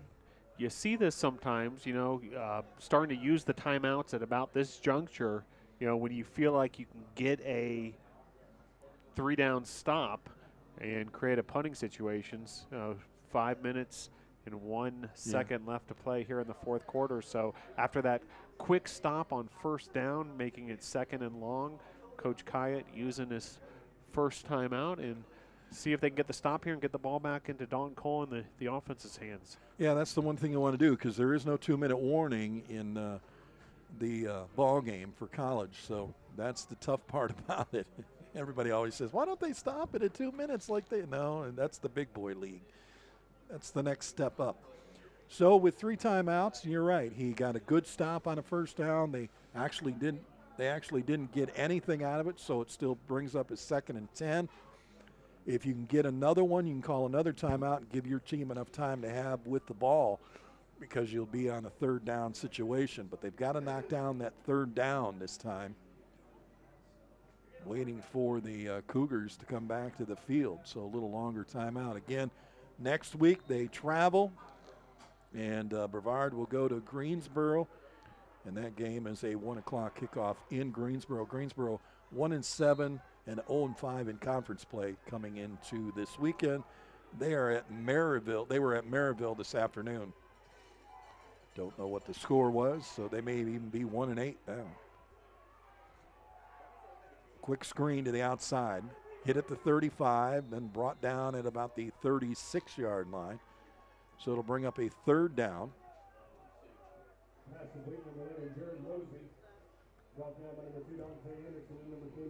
The clock continues to run. So 3rd down here, get a stop here. There'll be plenty of time for the Tornadoes offense to operate, but need to get that stop. 3rd and roughly 7. Should have about 3.5 minutes depending on what happens here on this down.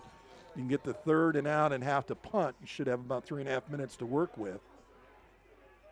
Give or take a few. Down to 3 seconds on the clock. 2, 1, and whistle blows. And was the timeout called by the Cougars? They were close to a delay. Excuse me. Yeah. No, false start. Yeah, they were 1 second to go before he had to get the snap off. Somebody jumped, and that's usually what happens when you get to that point and know the clock is just about gone. Somebody moves too quickly because you're trying to get the snap off. So that cost him 5. Sure, and a third and relatively short becomes a 3rd and 11 situation here. Big numbers here. Pushing the quarterback out of the pocket, rolls, throws, hits his man, gets knocked down out of bounds. Did he lose the ball? I believe so. Sidelines are celebrating. Rook Tate jarring that ball loose. What a play by Rook Tate, the freshman cornerback for the Tornadoes. He hits Deontay Lambright, the junior, 6 foot 175, like a Mack truck. And boy, the entire sideline with the hands raised. I couldn't see the ball come out, but you knew from the reaction of the bench here that it did. And boy, that was a huge play. Brings up 4th down. Like I said, they'll be right around the 3:30 mark or a little better to work with after this punt. It's going to come from behind the 20-yard line, but before we get it off, whistles blow one more time, and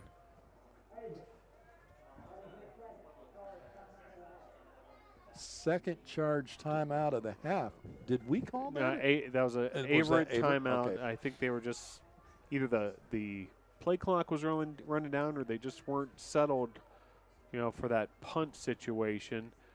But what a play there by Rook Tate. That's the second time this tonight. Freshman from Gaffney, South Carolina, who's already won some accolades this season.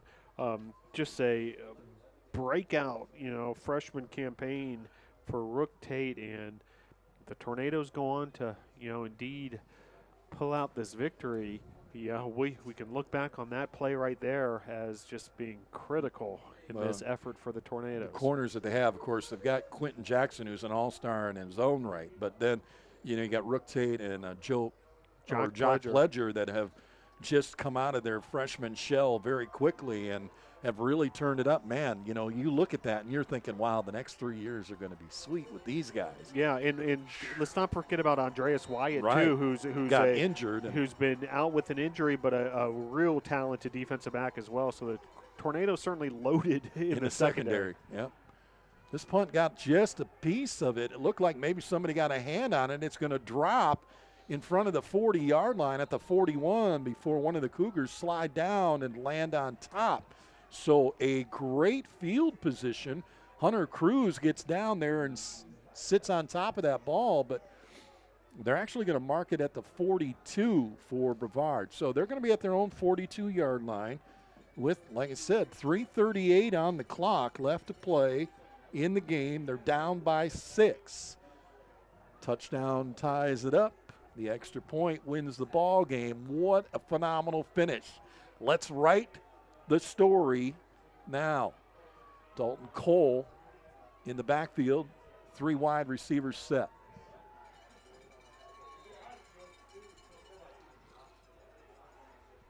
Looking to throw, does to the corner here. Scales, breaks a tackle, scampers and tiptoes his way down the sideline. And I believe he got to the 50-yard line before he is out of bounds. Yeah, and gets out of bounds to preserve that clock. Now 3 minutes, 33 seconds left, second and short. Well, this is what you got to do. You got to work your sidelines. You've got a couple of timeouts, I believe, left. I think they have 2 left. And the nice thing about it is if you can work the sideline, then you can get to, go out of bounds. You can stop the clock. You don't have to use those timeouts. You want to work the clock enough that you get down the field and give yourself the opportunity to put points on the board. Cole looking to throw again. Left side, and that one got, I believe, knocked down at the line. That ball went kind of weird. It'll bring up a 3rd and short, about 1.5 yards, maybe 2 yards, give or take. You could run a play here. 3:12 on the clock. Well, it's certainly 4-down territory. Well, yeah, definitely. Yeah, no doubt about it. You could run here, you get the first down, the chain's got to move, so the clock will stop for a little bit. too wide, deep on the left side, one to the right. They are going to run up the middle. Got enough for the first down. That's exactly what you want to do. Stoppage of the clock because the chains have to move. The clock is at 3:08 and it stops. It is a first down for the Tornadoes. The ball is now at the 47-yard line of the Cougars. Wow. Well, like I said, whoever had the ball last, it could come down to that situation. Right now, you got to hope that's your Tornadoes with just under 3 minutes left to play here. 47 yards away from tying the ball game. Rouse with a nice 3-yard run. Gets it again. He'll go to the 45, still pushing.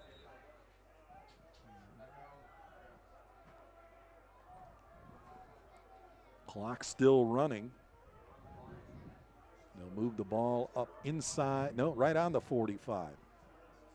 It'll be a second down and about 7 from the 45-yard line of the Cougars. Got to hurry up a little bit faster than this, fellas. 2:17 and ticking.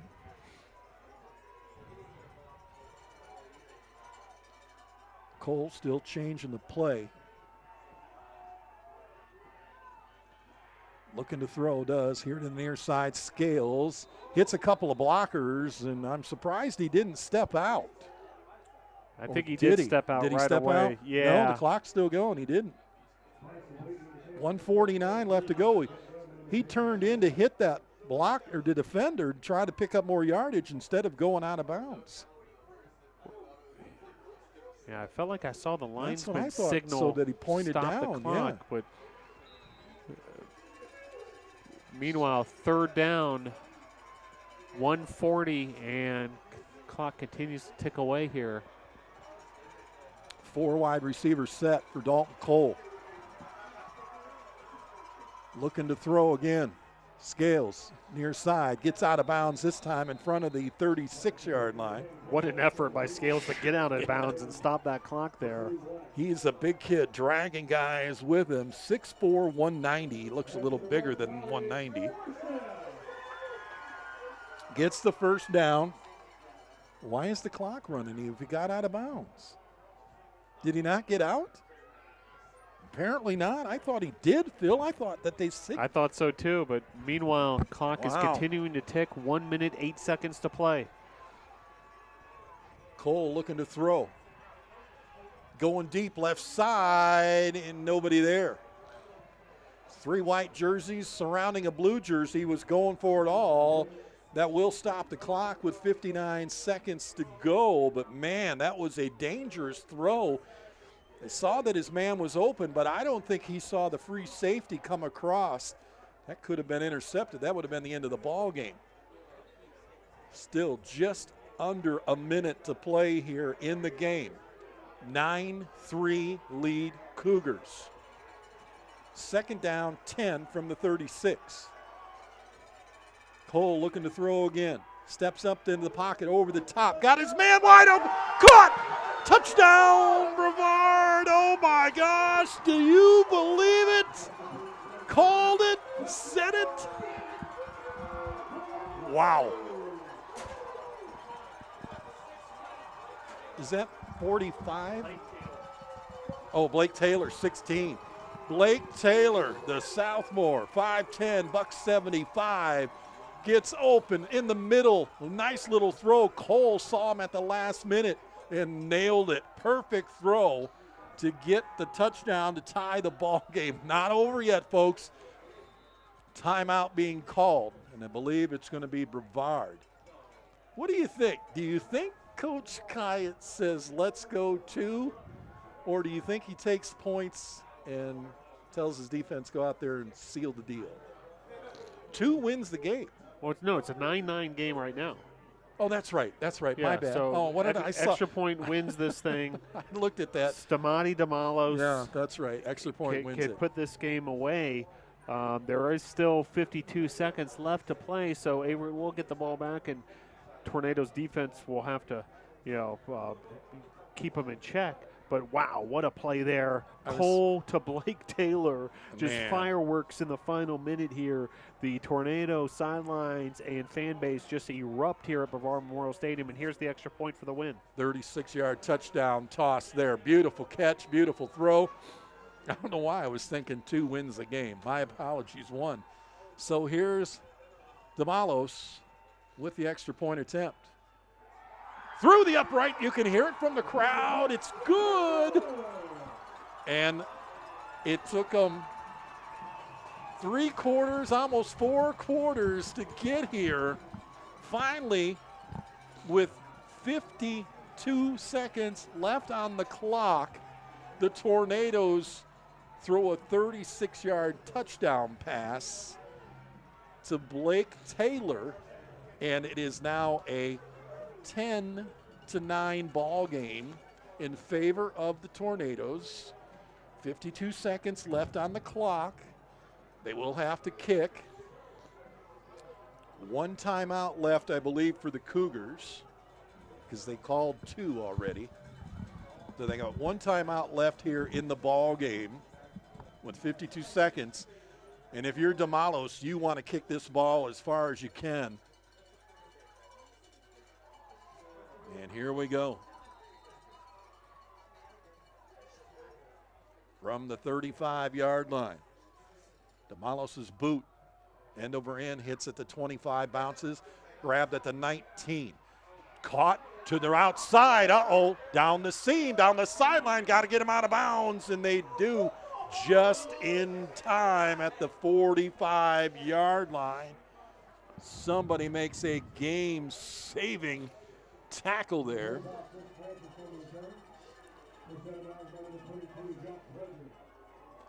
Guess who? The freshman, Jock Pledger. And if it wasn't for Jock, game is turned around just that quick the other way. Well, 42 seconds is what you're asking. Well, this Tornado defense has done it time and time again tonight. Asked to do it one last time here. Got to keep Averett out of field goal range. All at the 44-yard line. They're going to try to throw on first down across the top, and he's over his receiver by about 2 feet. Nobody was going to catch that one except maybe the safety that was behind the receiver. Second down. Incomplete pass stops the clock. 37 seconds to go. 44-yard line of Brevard. A 1-point lead for the Tornadoes. Cougars doing everything they can right now to change this ball game. Trying to get close for their field goal kicker. Wright looking to throw in the turf. He was rushed hard there. And a great job on defense coming in. That was Kennedy again, got in his face, got the hand up, and did not allow him to throw straight through. What Third a down. game he has had on the pass rushing side of things. And 3rd and long here, 2 more downs for the Tornadoes to put this thing away. Come on the outside, got around his man with no problem. They stack 3 to the left. Looking to throw again, comes into the pocket, gets hit as he throws. Intercepted at the 27-yard line. It is Brevard football, and that is going to be the ball game. Trying to find out who's got the interception. Is it Rock? Wesley Ross with the interception. We haven't called his name all night long, and Wesley Ross has just pulled the game out of the hands of the Cougars. The junior, the strong safety, comes up with a big interception there at the 22-yard line. That is the 16th INT on the year for this team. They lead the league and all that. They're way up there, I believe, in the conference. They're 3rd or 4th. And nationally, they're one of the top teams in all of NCAA Division III. And they continue to get it done here defensively.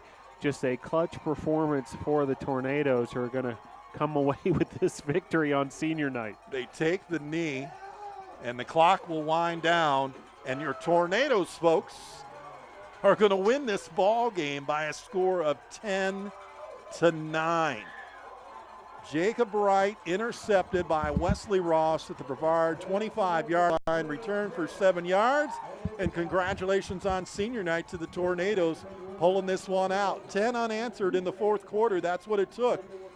The DeMalos 35-yard field goal, the Blake Taylor 36-yard pass from Dalton Cole. The extra point is good. And if we look at the stats, it ends up about 30-some minutes apiece for both teams.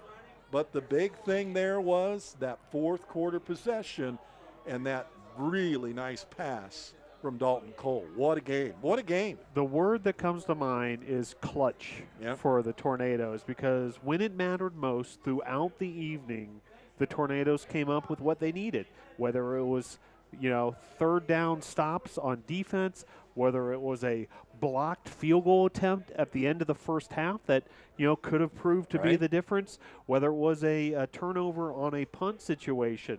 And then when the chips were down, despite all the struggles that the Tornadoes offense had all evening, Dalton Cole and the Tornado offense got it done in the 2-minute offense, the strike to Blake Taylor to win this contest and come away with a big victory. I mean, this was a 6-2 overall, 4-1 team in the conference in Averett that had averaged all sorts of big offensive numbers all season long. Yeah. They're held to 9 points. Tornadoes get this win, most wins that the Tornadoes have had in 10 years plus. And what a victory on senior night for head coach Bill Kyatt's squad. Yeah, if you look at the stats, I mean, you would look at the stats and go, well, darn it, Brevard lost. I mean, the Cougars had 262 total yards on 73 plays tonight. But on the other side, Brevard only had 53 plays and less than 200. They had a $198. So they hold them there. They did a nice job. They got 4 sacks, the big interception.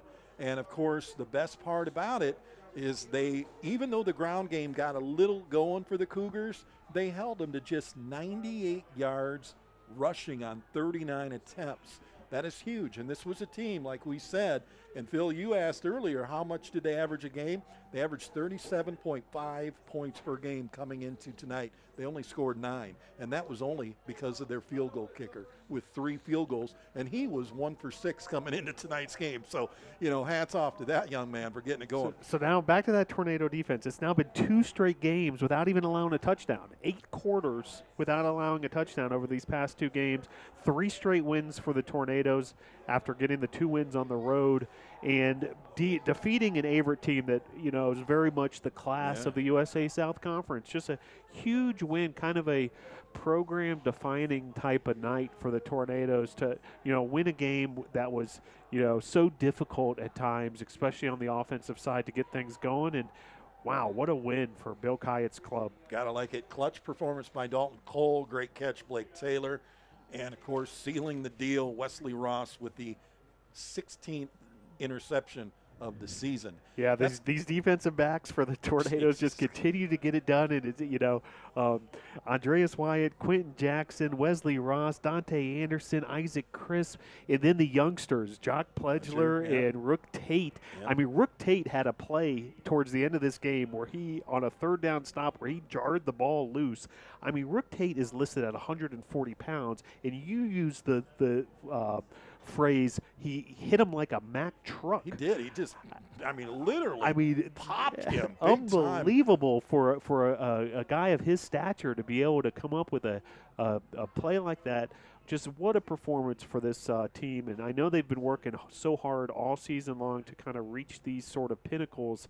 And, the Brevard College team, 1 year away from becoming full-time members of the USA South and the NCAA Division III, have served notice that, they're going to be somebody folks are going to have to contend with down the road. Yeah, you look at them next year, they are going to be a really good squad. Before that, though, they've got one more game, and they can increase their winning column even one more time. They'll play Greensboro in Greensboro next Saturday, 1 o'clock start.